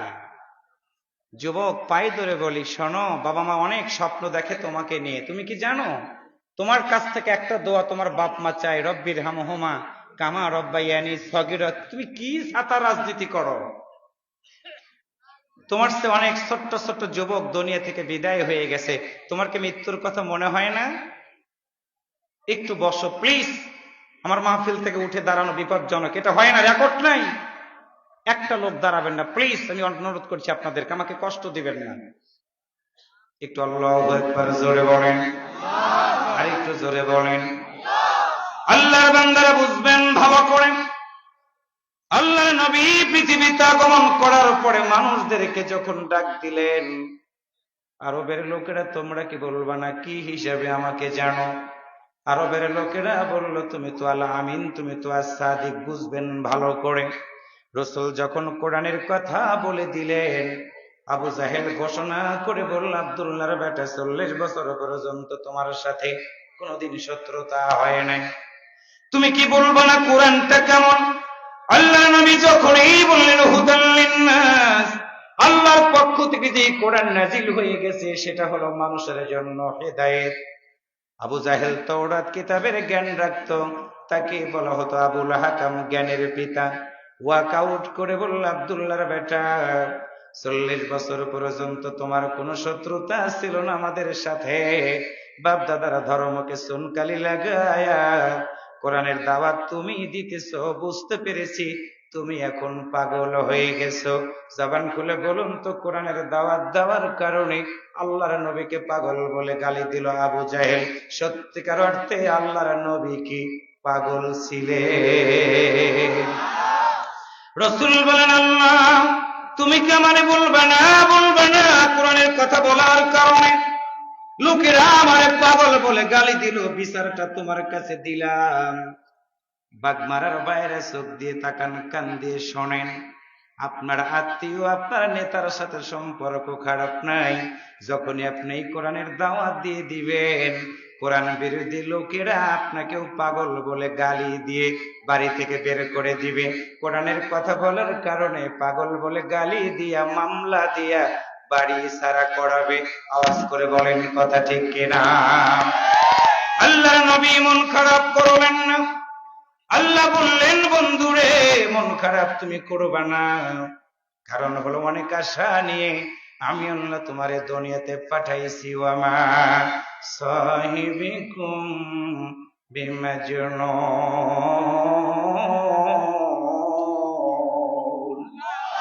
আল্লাহ বললেন তুমি পাগল না, তুমি কোরআনের দাওয়াত মানুষগুলোকে সুন্দর করে দিয়ে দাও। আল্লাহর বান্দা মনসুর হাফিজিয়া মাদ্রাসার কমিটির লোকেরা সুন্দর করে মানুষের দ্বারে দ্বারে গিয়ে কোরআনের দাওয়াত দিল। চোখ দিয়ে তাকান, কান দিয়ে শোনেন। অনেক লোক কমিটির লোকদেরকে ডাক দিয়ে বলে, আহারে তুমি চাকরি করো, ব্যবসা করো, আর হাফিজিয়া মাদ্রাসার টাকাগুলো কালেকশন করে করে লুটপাট করে করে খাও। এই সকল মিথ্যা অপবাদ দিয়ে কোরআনওয়ালা মানুষদের মন খারাপ করে দেওয়ার মানুষ একসাথে বলেন আছে না নাই? কিন্তু আল্লাহ কি সান্ত্বনা দিয়ে দিলেন, উদউ ইলা সাবিলি রাব্বিকা বিল হিকমাতি ওয়াল মাউইজাতিল হাসানা ওয়া মান আহসানু কাওলাম মিম্মান দাআ ইলাল্লাহি ওয়া আমিলা সালিহান ওয়া ক্বালা ইন্নানি মিনাল মুসলিমিন।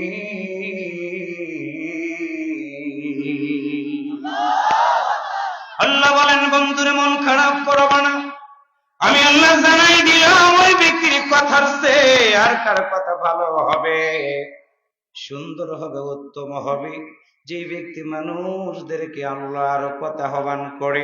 আপনারা জবান খুলে বলুন তো, আল্লাহর কোরআনের মাহফিল ভালো না যাত্রা জুয়া ভালো?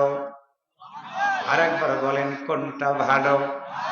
আল্লাহর কোরআন যদি ভালো হয়, আমার আল্লাহ আপনাদের জন্য সুন্দর করে সুসংবাদ দিয়ে দিয়েছেন, আপনারা উত্তম মানুষ হয়ে গেলেন। কুনতুম খায়রা উম্মাতিন উখরিজাত লিন-নাস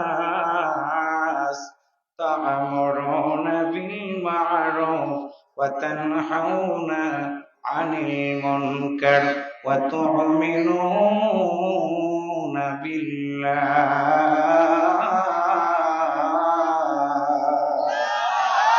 আল্লাহ বলেন, বন্ধুরা শুনে নাও, সকল মানুষের ভিতর থেকে উত্তম মানুষ তো হবে তারা দুনিয়াতে যাওয়ার পরে তিনটা কাজ করবে যারা। এক নাম্বার হলো তা'মুরুনা বিল মা'রুফ, সৎ কাজের আদেশ দিবে, ওয়া তানহাউনা আনিল মুনকার, অসৎ কাজ থেকে মানুষগুলোকে বিরত রাখবে, ওয়া তু'মিনুনা বিল্লাহ, ইমানদাররা যতদিন বাঁচবে রে আমি আল্লাহ ছাড়া কারো কাছে মাথা নত করবে না।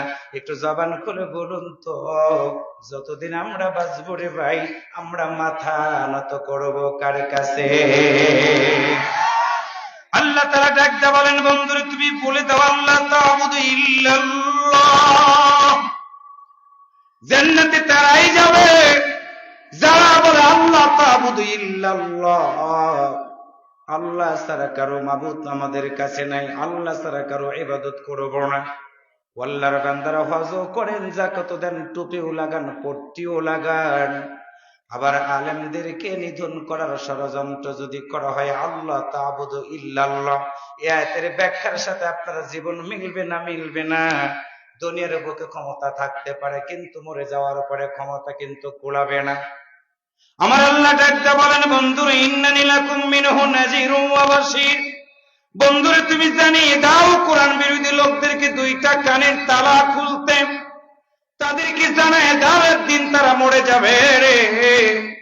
মরে যাওয়ার পরে আমি আল্লাহর কাছে আসবে যখন, কি নিয়া? ইকরা কিতাবাকা কাফা বিনাফসিকা আল-ইয়াওমা আলাইকা হাসিবা। আল্লাহ যেদিন বলবে, বান্দারে তোমার জীবন নাই, আজকে তোমার আমলনামাটা আমি দেখব রে, তোমার আমলনামাতে কি আল্লাহ তা'বুদু ইল্লাল্লাহ আছে কিনা আমি দেখব। ওই দিন আমলনামাতে যদি এইটা থাকে রে ভাই, আমার আল্লাহ ডাক দিয়ে বলবে, বান্দারে চিন্তা করো না, ইয়াগফির লাকুম, তোমাকে আমি আল্লাহ ক্ষমা করে দিব, যুনুবাকুম, তোমার গুনাহসমূহ, ওয়া ইয়াদখুলুকুম জান্নাহ, আমি আল্লাহ তোমার জান্নাতে যাওয়ার জন্য অনুমতি দিয়ে দিলাম। বাগমারার ভাইয়েরা জন্মেছে, একদিন মরে যাব, মরে যাওয়ার পরে জবান খুলে বলুন তো, আল্লাহর জান্নাতে আমাদের যাওয়া দরকার আছে না নাই? সেই জান্নাতে যখন আমরা যাব, শুনে রাখেন হাফিজিয়া মাদ্রাসার কি লাভ, ইসলামী শিক্ষা প্রতিষ্ঠানের কি লাভ।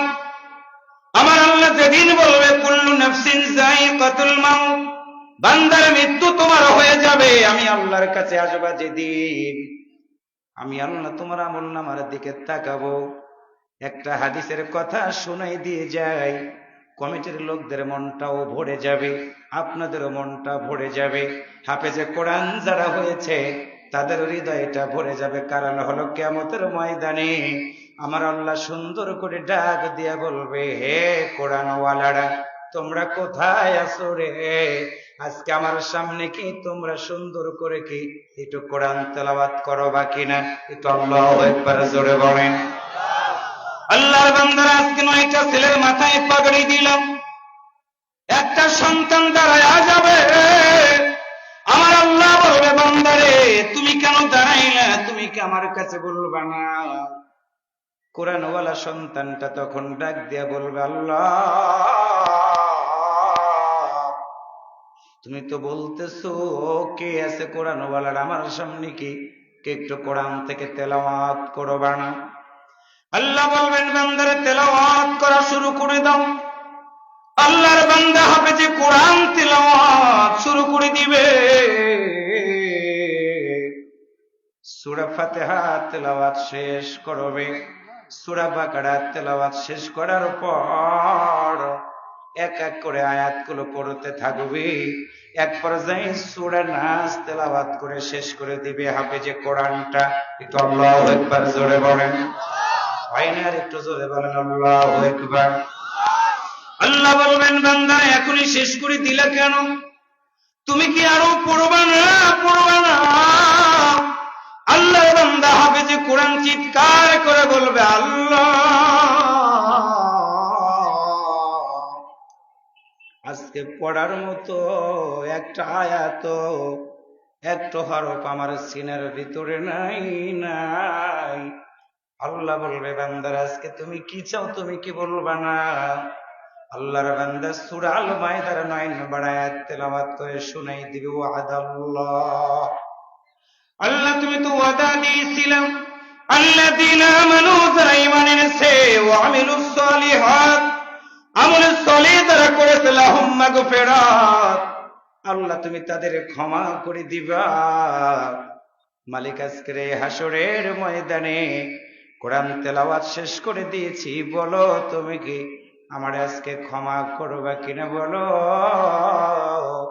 আল্লাহর বান্দা বলা মাত্র আমার আল্লাহ ডাক বলবে, বান্দারা অতীত জীবনের সব গুনাহ আমি আল্লাহ আজকে তোমারে মাফ করে দিয়ে দিলাম। সুবহানাল্লাহ বলেন। আল্লাহর বান্দারা দাঁড়াইতে থাকবে। আল্লাহ বলবে, কেন দাঁড়িয়ে আছো? হাফেজে কোরআন ডাক দিয়া বলবে, আল্লাহ তুমি তো বলেছো আজরুন আযীম, মহা পুরস্কার তুমি দিবা, তোমার জান্নাত। আল্লাহ আমি এখন তোমার কাছে সেই জান্নাতে যাওয়ার জন্য অনুমতি চাইতেছি। আমি রাকিবুল ইসলাম যখন আসলাম, সুন্দর করে স্লোগান দিয়ে আহলান সাহলান জানায় আপনারা আমাকে সংবর্ধনা দিয়ে মঞ্চ পর্যন্ত নিয়ে আসলেন। আল্লাহ তখন ডাকতে বলবে, হাফেজে কোরআন দিক কোরআন তেলাওয়াত শেষ করে ফেলে দিয়েছো, তোমার আমলনামা আমি আল্লাহ দেখলাম, তোমার জন্য জান্নাতের দরজাটা খোলা হয়ে গেছে। ফেরেশতারা রে, আমার এই কোরআনওয়ালা বান্দাটাকে সংবর্ধনা দিতে দিতে জান্নাতের পর্যন্ত পৌঁছে দিয়ে দাও। সামনে ফেরেশতা থাকবে, পিছনে ফেরেশতারা থাকবে, মাঝখানে জান্নাতি বান্দাটা পিছন দিক থেকে আস্তে আস্তে করে জান্নাতের দরজাতে হাজির হয়ে যাবে। জান্নাতের ফেরেশতারা ডাক দিবে, আসো আসো জান্নাতের ভিতরে। এইখানে মূল কথা, আল্লাহর বান্দারা হাফেজে কোরআন থমকে দাঁড়িয়ে যাবে। আল্লাহর ফেরেশতারা বলবে, আল্লাহর বান্দা কেন তুমি দাঁড়াইলা? জান্নাতের ভিতরে এখন তুমি কেন কদম দিবা না? বলো। এমনই সময় ওই হাফেজে কোরআনওয়ালা আল্লাহর বান্দাটা একটা চিৎকার করে ডাক দিয়ে বলবে, আল্লাহর ফেরেশতা আল্লাহর কাছে গিয়ে বলো, আজকে এই জান্নাতের ভিতরে আমি কদম দিব না যতক্ষণ না আমার গর্ভধারিণী মাকে এনে আমার সাথে না দেওয়া হবে। কিন্তু আল্লাহু আকবার জোরে বলেন। আল্লাহর পক্ষ থেকে আওয়াজ এসে যাবে, কিরে বান্দা আজকে তোমার কেন মায়ের দরকার? তুমি একা একা কেন জান্নাতের ভিতরে যাবা না? হাফিজে কোরআন চিৎকার করে ডাক দিয়ে বলবে, আল্লাহ, আমি আমার মায়ের পেটের ভিতরে 10টা মাস আমি ছিলাম।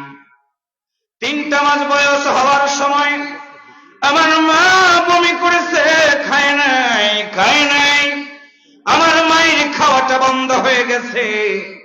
5 মাস বয়স যখন হয়ে গেল, আমার মায়ের আমার হাত আল্লাহ দিয়ে দিলেন, পা আল্লাহ দিয়ে দিলেন।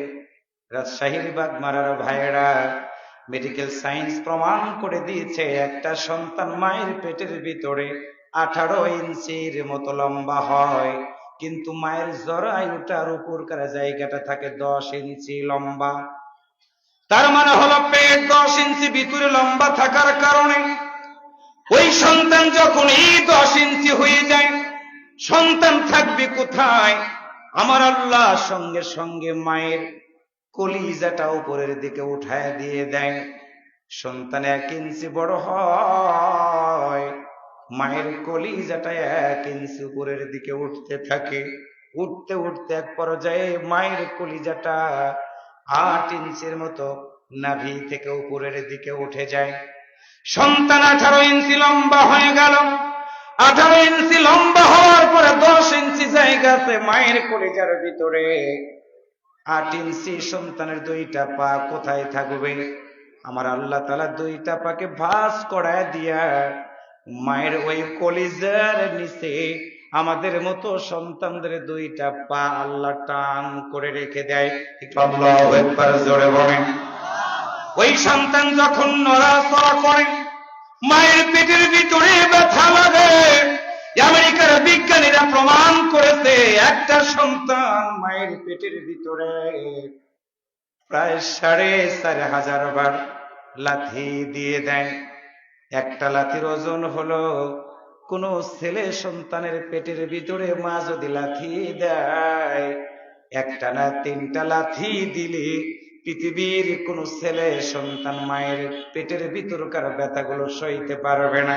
3টা লাথির কারণে একজন পুরুষ মানুষ দুনিয়া থেকে বিদায় হয়ে যাবে। 4,500 লাথি আপনি দিয়েছেন, 4,500 লাথি আমার মায়ের পেটের ভিতরে দিয়েছি। আল্লাহ বলবে, বান্দারে জান্নাতের ভিতরে যাও। সন্তান বলবে, আল্লাহ জান্নাতের ভিতরে যাব না, ওই গর্ভধারীর মাকে তুমি যদি এনে না দাও, আমি আজকে মারে ছাড়া জান্নাতের ভিতরে কদম দিব না। আল্লাহ বলবে, কেন তোমার মায়ের দরকার?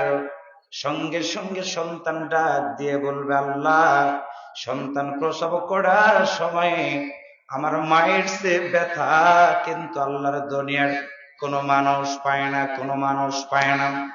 যুবক যারা বিয়ে করো নাই শুনে নাও, বিয়ে করেছো যারা শুনে নাও, মা বোনেরা শুনে নাও, একটা বাবার সন্তান যখন মেয়েকে বিয়ে দেওয়ার জন্য হয়ে যায়, বিয়ের বয়স যখন হয়ে যায়, ওই সন্তানের মেয়ের বাবা সুন্দর করে জামাই খুঁজতে থাকে।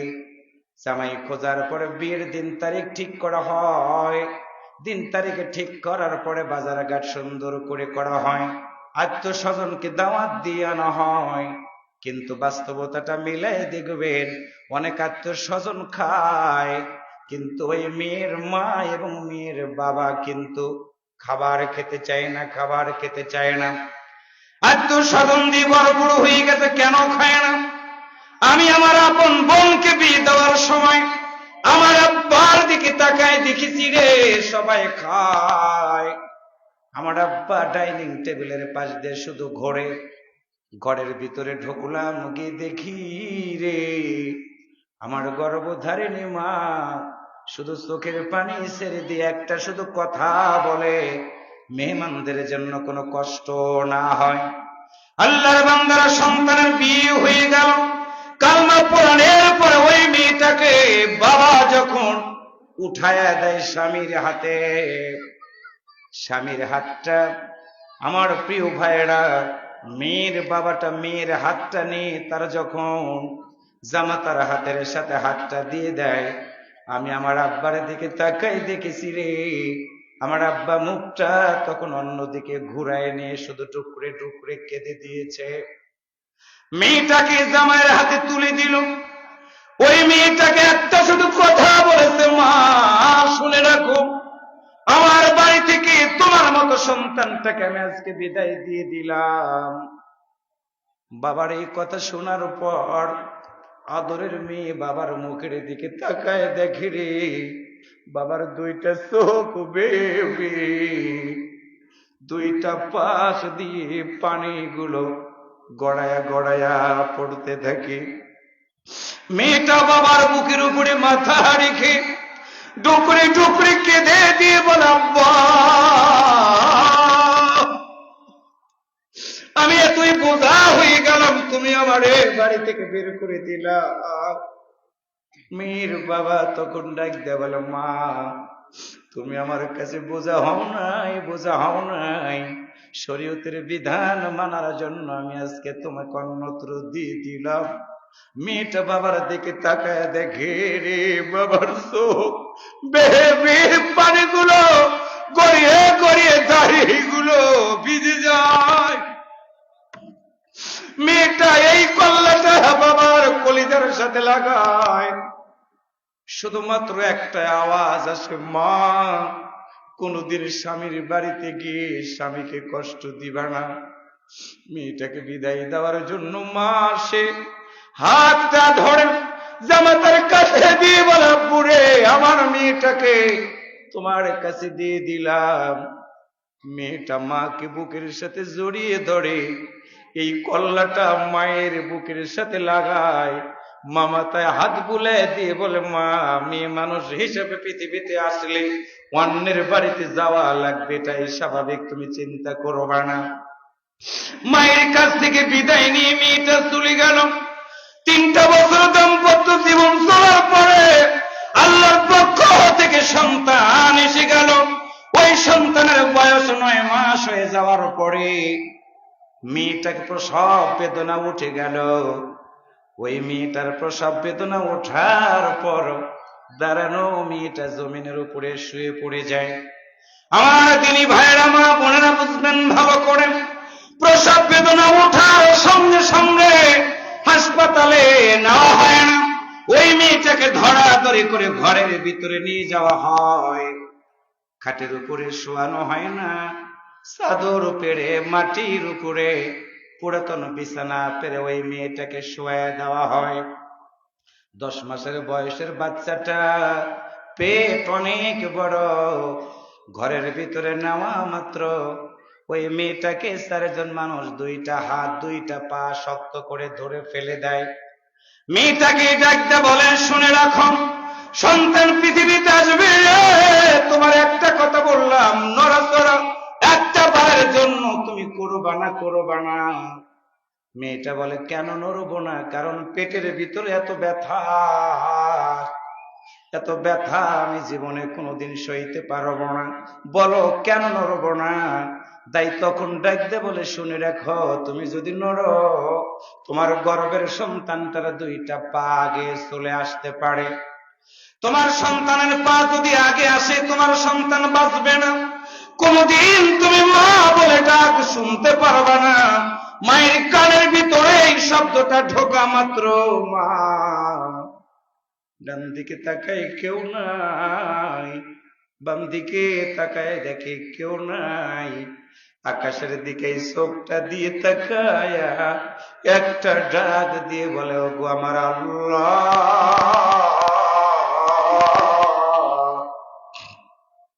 আমার এই বিপদের সময় তুমি ছাড়া আমার আর কেউ নাই, আমার আর কেউ নাই।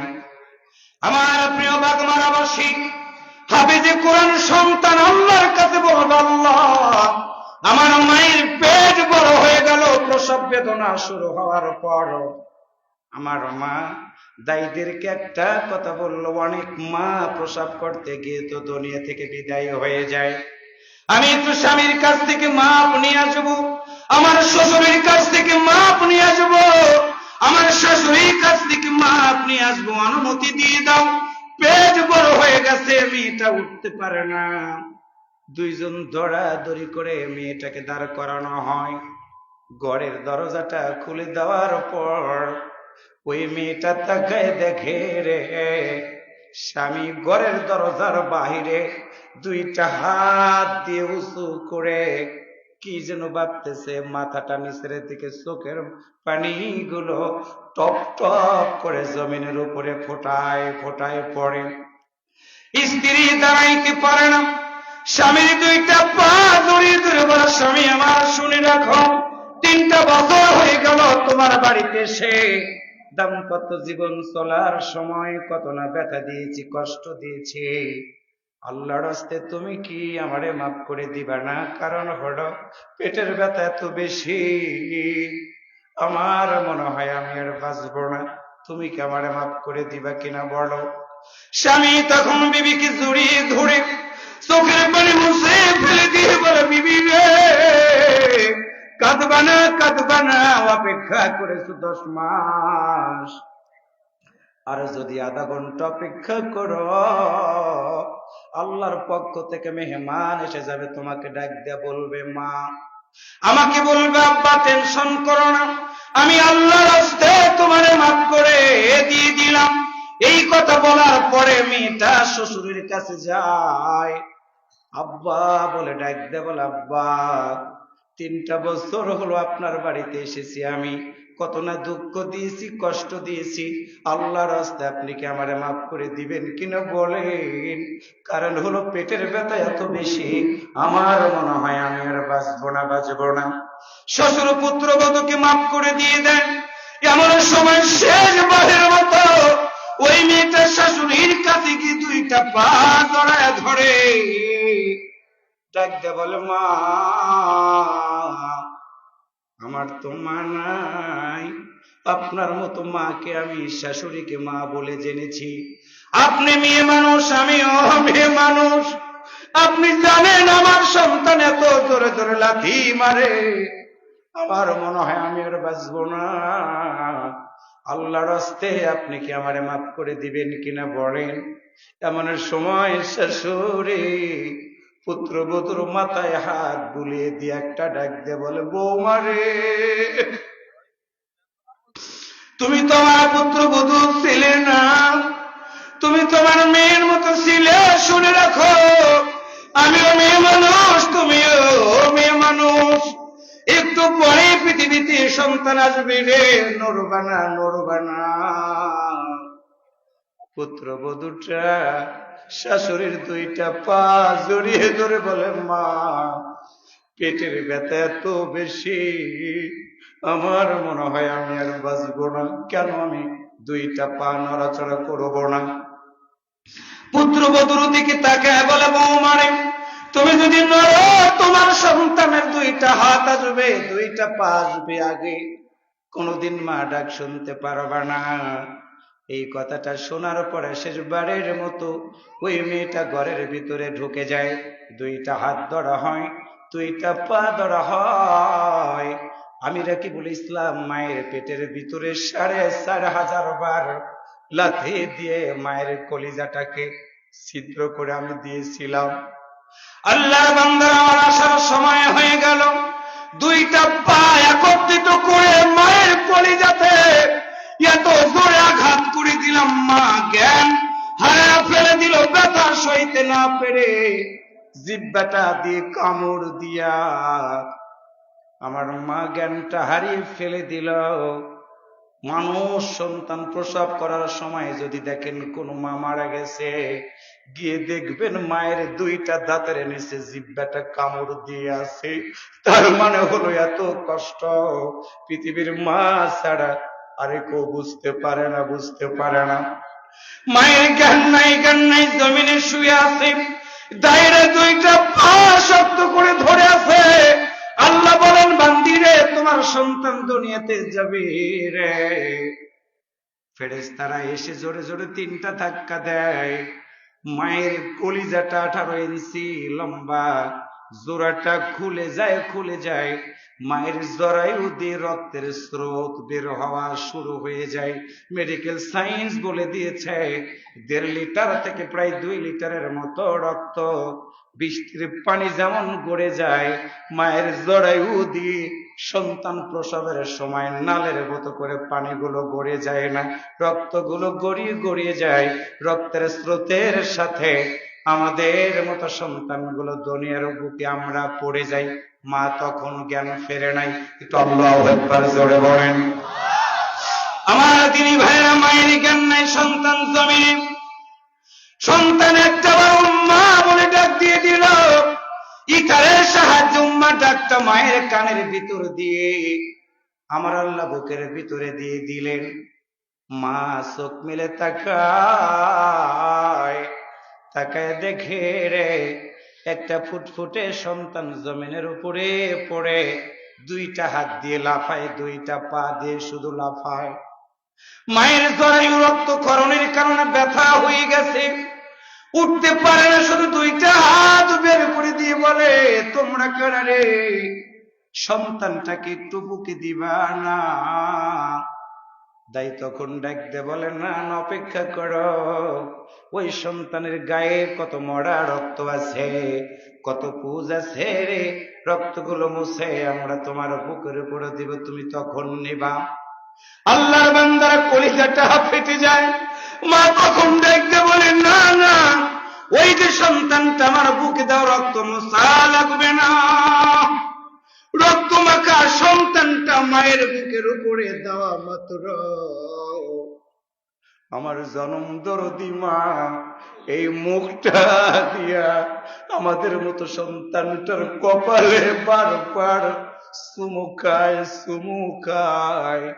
দাই তখন ডাকতে বলে, কিরে মা, রক্ত মাখা সন্তানটার কপালে চুমু দিলা, একটাবার তোমার কি ঘৃণা লাগলো না? ঘৃণা লাগলো না? মা তখন ডাকতে বলে, না না, ওই সন্তানটাকে দেখা মাত্র, কপালে চুমা দেওয়া মাত্র আমি মায়ের 10টা মাসের সব ব্যথাগুলো ভুলে গেছি রে। ওই সন্তানটাকে তোমরা কি আমার কোলের ভিতরে দিবা না? আল্লাহর বান্দারা হাফেজে কোরআন আল্লাহর দরবারে কথাগুলো বলবে, আল্লাহর ফেরেশতারাও চোখ বেয়ে বেয়ে পানিগুলো ছেড়ে দিবে। আল্লাহ বলবে, হাফেজে কোরআন রে, এই জন্য তোমার মাকে জান্নাতে যাওয়ার অনুমতি দিয়ে দিলাম।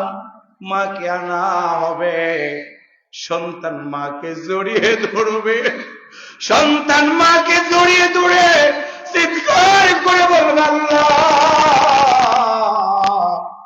মাকে দিলা, এবার বলো আমি আমার আব্বাকে ছাড়া তোমার এই জান্নাতের ভিতরে কদম দিব না। আল্লাহ বলবে, কিরে বান্দা, আবার তোমার বাবাকে কেন চাও?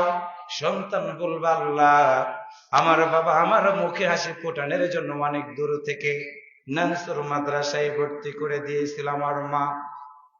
আমার বাবা কামলা বিক্রি করে মাসে টাকা পাঠাইতো, আমার বাবা বিদেশ থেকে টাকা পাঠাইতো, আমার বাবা না খেয়ে আমার মতো সন্তানটাকে নতুন পাঞ্জাবি কিনে দিত। ও যুবক, তুমি জানো না 1 মাস পরে ঈদুল ফিতর হবে রে। শোনো, তুমি নতুন শার্ট চাও, তোমার আব্বা শার্ট কিনে দেয়, নতুন পাঞ্জাবি চাও, তোমার আব্বা নতুন পাঞ্জাবি কিনে দেয়। তুমি যখন নতুন পাঞ্জাবি পরে শার্ট পরে ঈদগাহের দিকে যাও, তোমার বাবা দেখবা 2টা চোখ বেয়ে বেয়ে পানিগুলো ছেড়ে দেয়। স্ত্রী ডাকতে বলে, স্বামী আমার, তুমি সন্তানের কাপড় দিলা, তুমি কেন নতুন একটা পাঞ্জাবি নিলা না? তুমি কি বলবা না? স্বামী তখন বলে, বিবি রে, আমি নতুন পাঞ্জাবি নেই নাই, অসুবিধা নাই, কিন্তু তুমি বলো কেন একটা নতুন শাড়ি নিলা না?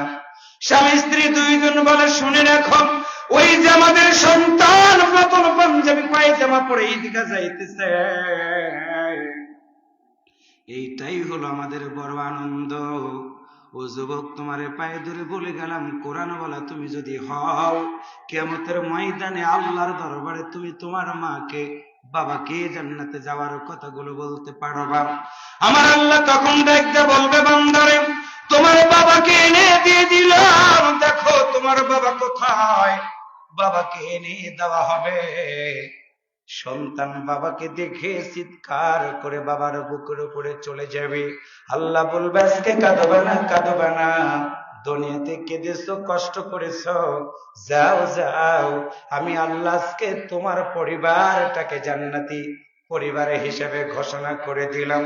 নানসুরের ভাইয়েরা পায়ে বলে গেলাম, এই জন্য আমরা যদি জান্নাতে যেতে চাই আমাদের 1 নাম্বার সিদ্ধান্ত নিতে হবে আল্লাহ তা'বুদু ইল্লাল্লাহ।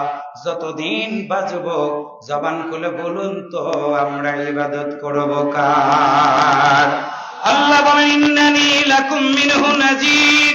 আল্লাহর বান্দারা শুনে রাখো, আমি নবী রে, তোমরা সতর্ককারী হিসেবে জানবা। কারণ হলো নবীর কথা আমরা যখনই বলি, আল্লাহর নবীকে সতর্ককারী হিসেবে আমরা যদি মানি, আল্লাহর নবী বলেছেন সুদ খাবা না, ঘুষ খাবা না, আল্লাহর কথাগুলো আল্লাহর পক্ষ থেকে নবী আমার পাঠে বলে দিয়েছেন আমাদের জন্য। আল্লাহ বলেন বাশীর, আল্লাহ রাসূল বলেছেন ভালো কাজ যদি করো রে জান্নাতের ভিতরে তোমরা যেতে পারবা, যেতে পারবা। এই জন্য আমি আপনাদের কাছে পায়ে ধরে বলে গেলাম, আপনার সন্তানটাকে স্কুলে পড়াবেন, আমি না করব না, কলেজে পড়াবেন, না করব না, ইউনিভার্সিটিতে পড়াবেন, আমি না করব না, তবে পায়ে ধরে বলে গেলাম একটা বিল্ডিং যদি ভালো বানাতে হয় 100% কিন্তু ফাউন্ডেশনটা সুন্দর করে দিতে হয়। আপনার সন্তান পেটের ভিতরে আছে মা, রাত্রিতে সূরা মুলক তেলাওয়াত করে করে আপনার সন্তানটাকে কোরআন শোনান, সকাল হয়ে যাবে আপনার সন্তানটাকে সুন্দর করে সূরা ইয়াসিন তেলাওয়াত শিখান। সন্তান পৃথিবীতে আগমন করার পর 3 মাস বয়স হয়ে গেল, 3 বছর বয়স হয়ে গেল, সন্তানটাকে মক্তবে ভর্তি করায় দেন, হাফিজিয়া মাদ্রাসায় ভর্তি করায় দেন। আপনার সন্তান সুন্দর করে করে আল্লাহর কোরআনটা তেলাওয়াত করতে থাকবে। আল্লাহর কোরআন আপনার সন্তান তেলাওয়াত যখনই করবে, আপনার সন্তানের সিনার ভিতরে আল্লাহর কোরআন ঢুকে গেল, আপনি যেদিন মরে যাবেন ইমাম ভাড়া করে আনা লাগবে না। আপনি মারা যাওয়ার পরে আপনার লাশ কাঠের উপর থেকে মাটিতে শোয়াবে, মাটি থেকে আপনার লাশটা আবার মসজিদের খাটের উপরে উঠানো হবে। পানিগুলোকে গরম করে নিয়ে আপনার মতো মানুষ তার গায়ের উপরে পানিগুলো ঢালবে, এই ময়দানে জানাজা নামাজ পড়ানো হবে। আপনার সন্তান যদি হাফেজে কোরআন হয়, আপনার সন্তানটা জানাজা নামাজের ইমামতির জন্য দাঁড়ায় যাবে। আমাদের সন্তানদের মনটা শক্ত হয়ে গেছে রে, মানুষ মারা গেলে চোখ দিয়ে পানি আসে না, জানাজা নামাজে দাঁড়াইলে মনটা নরম হয় না, তাহাজ্জুদের নামাজে দাঁড়াইলে আমাদের মনটা নরম হয় না। আপনাদের পায়ে ধরে বলে গেলাম, শুনে রাখেন, আপনার সন্তান যদি আলেম হয়, আপনার লাশ সামনে নিয়ে আপনার সন্তান যখনই বলবে আল্লাহু আকবার, সন্তান যখন আল্লাহু আকবার তাকবীর দিবে, আপনার মতো বাবার কথা সন্তানের সব মনে হয়ে যাবে, আপনার মতো মায়ের কথা সন্তানের সব মনে হয়ে যাবে। আমার প্রিয় ভাইরা দরুদ শরীফ পড়বে, সানা পড়বে, সূরা ফাতিহা পড়বে, ওই সন্তানের চোখ বেবে পানিগুলো গড়ায় গড়ায় পড়বে। জানাজা নামাজ শেষ করার পরে ওই সন্তান কাঁধে করে নিয়ে লাশ কবরের ভিতরে নামাবে। ওই কবরের ভিতরে আপনার সন্তান নামার পর খাটের সিটকিরি খুলে দেওয়া হবে। সন্তানটা কবরের ভিতরে নেমে আপনার মতো বাবা, আপনার মতো মায়ের লাশটা যখন এইভাবে করে ধরে কবরের ভিতরে নামাবে রে, আপনার সন্তানের চোখ বেবে পানিগুলো গড়িয়ে গড়িয়ে পড়বে।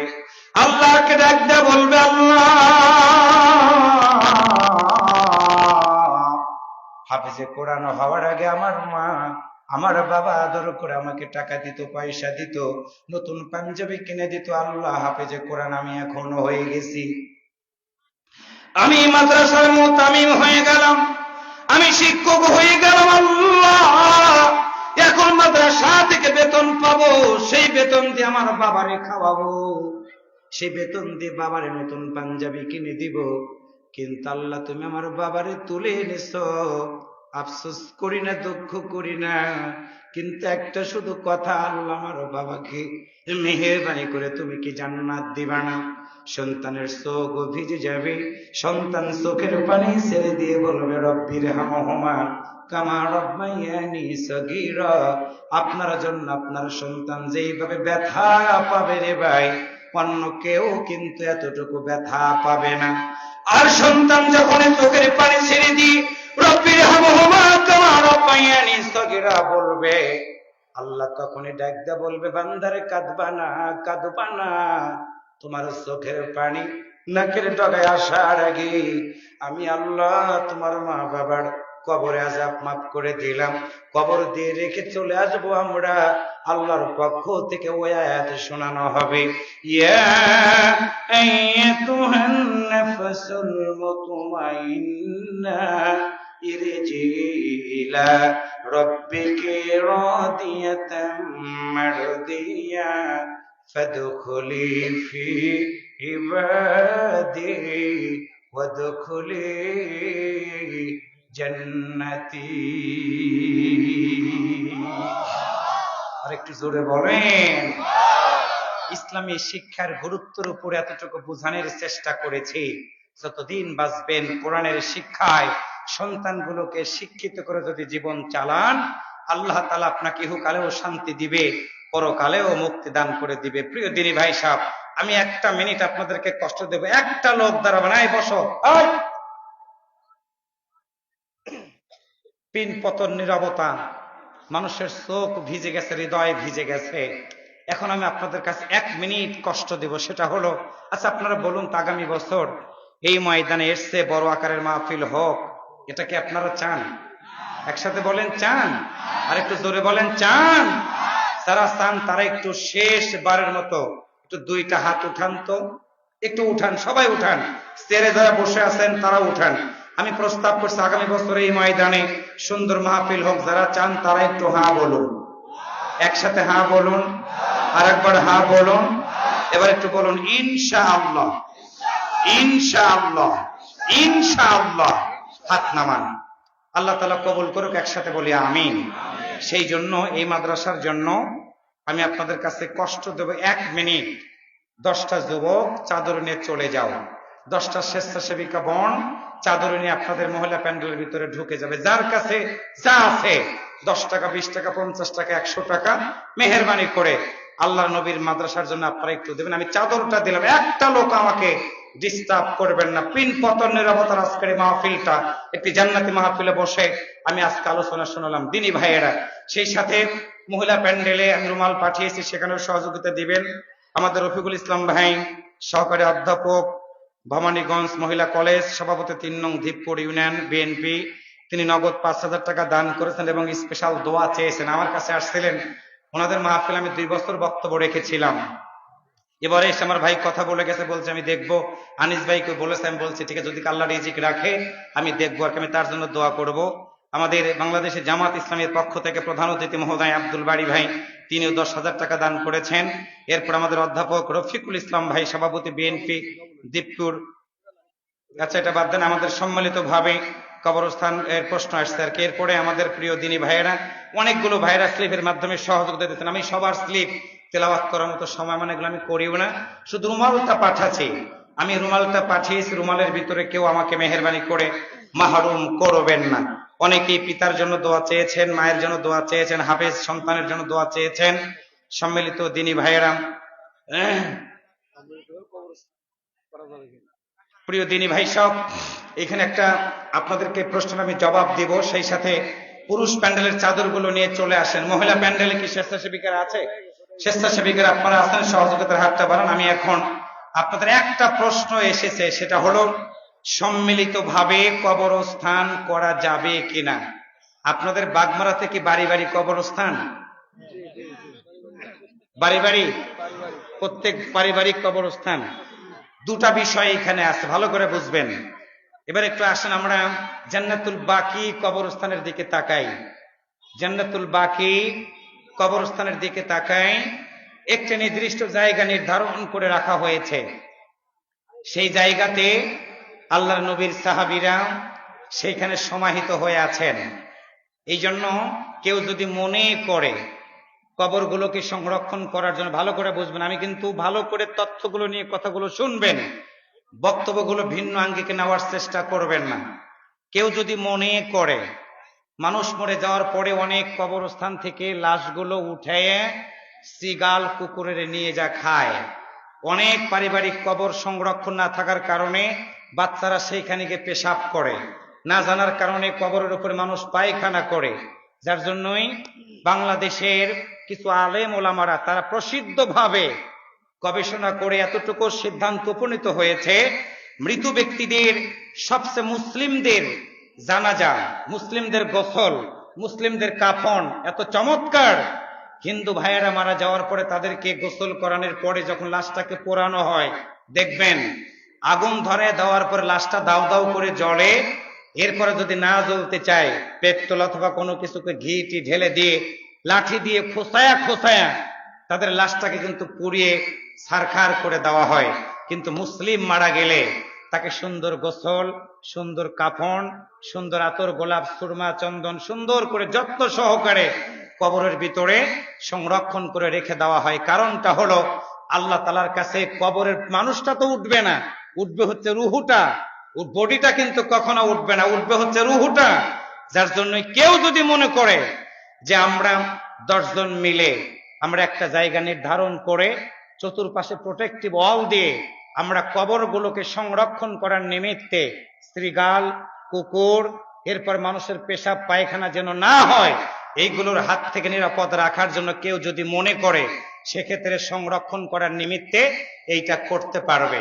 তবে এতটুকু আমাদেরকে মাসালা বুঝতে হবে, নিজের বাবার কবরের পাশে দিয়ে যাওয়ার সময়, আসার সময় বাড়ির পাশে যদি বারবার আমরা কবরের কথা চিন্তা করি, তাহলে দেখবেন ওই পরিবারটা বারবার মৃত্যুর কথাটা স্মরণ করে। আমাদের দেশে উৎসব মুখর করে বছরে একটা কবরস্থানের উদ্যোগে মাহফিল দিয়ে সব শেষ করে দেয়, যে একদিনে মাহফিল করে দিলাম সব মুর্দাবাসী জান্নাতের ভিতরে চলে গেছে। জান্নাতকে তো সস্তা নাকি? এই জন্য এগুলো আমাদেরকে বুঝতে হবে, স্থান কাল পাত্র ভেদে আমাদেরকে ডিসিশন গুলো নিতে হবে। প্রিয় দিনী ভাইয়েরা, এই জন্য আল্লাহ রসুল সাল্লাল্লাহু আলাইহি ওয়াসাল্লাম তিনি তার বিধানগুলোকে কেন্দ্র করে আমাদেরকে সবচেয়ে বিষয় আল্লাহ রসুলের সুন্নাতটাকে আমাদের ভালো করে দেখে সিদ্ধান্তগুলো নিতে হবে। আল্লাহ তাআলা আমাদের কবুল করুক, একসাথে বলি আমিন। দোয়া কি হয়? আর তো কোনো কথা নেই, আর কি কোনো কথা আছে? ব্যাস দিনী ভাই, সব শেষ কথা আমার অনুরোধ, এই মাদ্রাসার জন্য আপনারা হৃদয় থেকে দোয়া করবেন। দোয়া করতে কি অসুবিধা হবে? 2 নাম্বার ছাত্র দিবেন, 3 নাম্বার লজিং রাখবেন, 4 নাম্বার হলো এই মাদ্রাসার ওস্তাদ যারা আছেন তাদের যদি মন খারাপ দেখেন, মাঝে মাঝে একটু 500-1000 টাকা হাদিয়া দিয়া তাদের কাছ থেকে দোয়া নেবেন আর কি। লজিং নাই না? মাশাআল্লাহ, এটা ভালো সিস্টেম। আমি মোহাম্মদ জনাব, আমার ছেলে এখান থেকে হাফেজ হলো। দেখেছেন হাফিজে কোরআনের বাবা, হাফিজে কোরআনের বাবা 1000 টাকা আমার হাতে দান করে দোয়া ছিলেন। দিনী ভাই অনেক সুন্দর, ভালো লাগলো। লজিং রাখার এইখানে সিস্টেম নেই, মাদ্রাসাতেই থাকার সুবিধা আছে। মাশাআল্লাহ, আপনারা সুন্দর করে, তাহলে জাগির রাখার দরকার নেই। একটা জাগির রাখতে গিয়ে যেই টাকাটা আপনাকে তাকে খাওয়াইতেন, ইচ্ছা করে সেই টাকাগুলো বাৎসরিক হিসাব করে আপনি সেখানে দিয়ে দিবেন। তার মানে আমরা একটি স্বাবলম্বী এলাকার ভিতরে একটা মডেল মাদ্রাসা আমি জানতে পারলাম। দোয়া করবেন, ছাত্র দিবেন, প্রচার করবেন, সন্তান দিবেন, নাতি দিবেন, এখানে তারা লেখাপড়া করবে, হাফেজে কোরআন হবে, আপনার আমার জন্য, গোটা দুনিয়ার মানুষের জন্য দোয়া করবে। আল্লাহ তাআলা আমাদের কবুল করুক। সবাই একসাথে বলি আমিন, আল্লাহুম্মা আমিন। ربنا ظلمنا أنفسنا وإن لم تغفر لنا وترحمنا لنكونن من الخاسرين।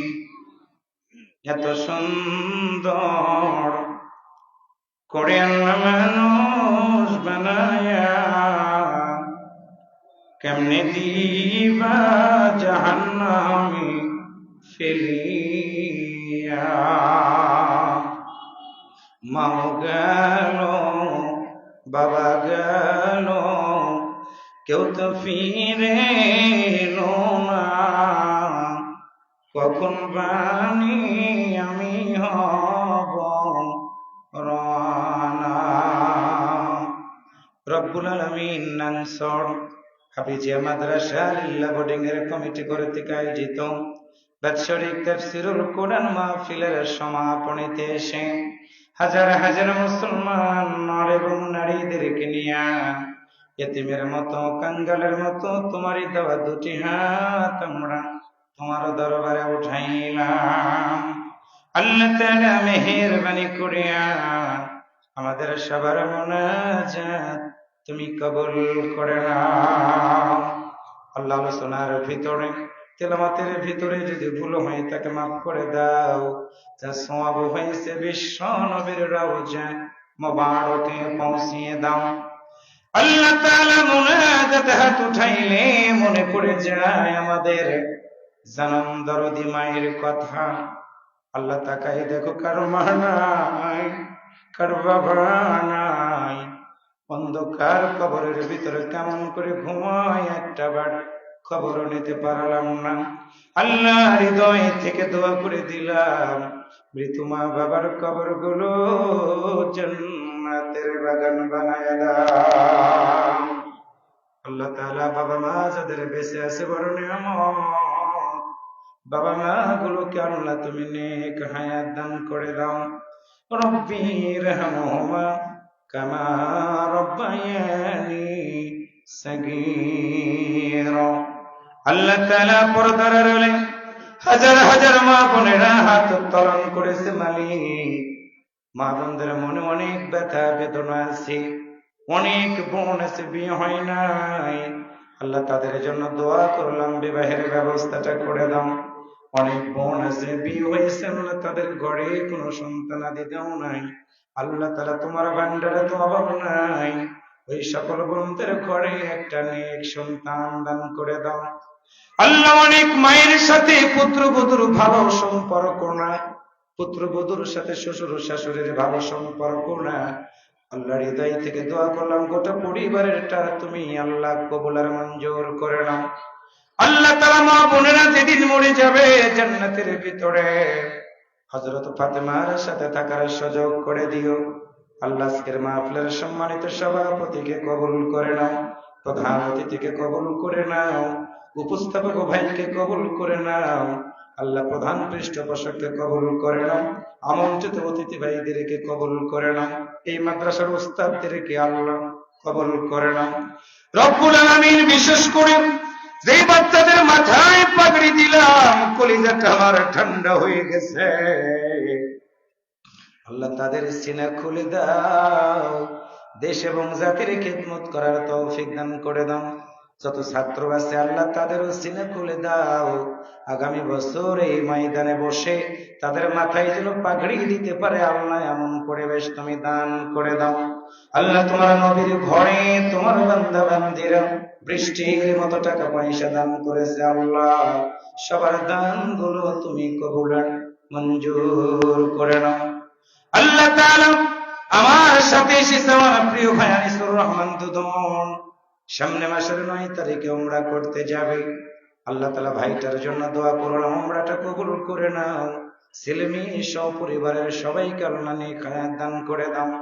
আল্লাহ তাআলা আজকের মাহফিলে আসলাম, যুবকদের ভালোবাসায় মুগ্ধ হলাম। আল্লাহ হালিম ভাই সহ অনেক যুবকের সাথে আমার পরিচয় হয়েছে। আল্লাহ রফিক ভাই সহ অনেকেই দোয়া চেয়েছে মালিক, তোমার কাছে ভিক্ষা চাইলাম আল্লাহ এই যুবকদেরকে তুমি হযরত ওমরের মতো বানায় দাও। সুন্দর সাউন্ড সিস্টেম, সুন্দর ডেকোরেশন, সুন্দর আতিথেয়তা। আল্লাহ একটা লোক তো দাঁড়ালো না, চলে গেল না, বসার জায়গা না পেয়ে দাঁড়ায়া দাঁড়ায়া তোমার বান্দা বান্দিরা কোরআন শুনলো। হৃদয় থেকে দোয়া করে দিলাম আল্লাহ জান্নাতের ভিতরে তোমার এই বান্দা বান্দীদেরকে সুন্দর একটা জায়গা করে দিও। আল্লাহ তাআলা কোরআনের মাহফিলে বসলেন, কোরআনের পাখি আল্লামা সাঈদী রাহিমাহুল্লাহর কথা মনে হয়ে যায়। আল্লামা সাঈদী সহ আল্লাহ যারা জীবন দিয়েছে তুমি তাদেরকে শহীদ হিসেবে কবুল করে নাও। ছাত্র জনতা যারা জীবন দিল তাদেরকেও কবুল করে নাও। আল্লাহ হাসপাতালে যারা পঙ্গুত্ব বরণ করে আছে আল্লাহ তুমি তাদেরকে সুস্থতা দান করে দিয়ে দাও। আল্লাহ শেষ কথা হলো এই মাদ্রাসাটা তোমার কাছে ছেড়ে দিয়ে গেলাম। আল্লাহ কুদরতি হাত দিয়ে এই মাদ্রাসাটা আল্লাহ তুমি কবুল আর মঞ্জুর করে নাও। আল্লাহ তাআলা জানি না কখনো মনে হয় দুনিয়ায় ছেড়ে যাওয়ার সময় হয়ে যাবে, ওই বিপদের সময় আমাদের সবার জবান দিয়া ওই মধুর কালেমা পড়াই দিও, লা ইলাহা ইল্লাল্লাহু মুহাম্মাদুর রাসূলুল্লাহ সাল্লাল্লাহু আলাইহি ওয়াসাল্লাম। আসসালামু আলাইকুম ওয়া রাহমাতুল্লাহ।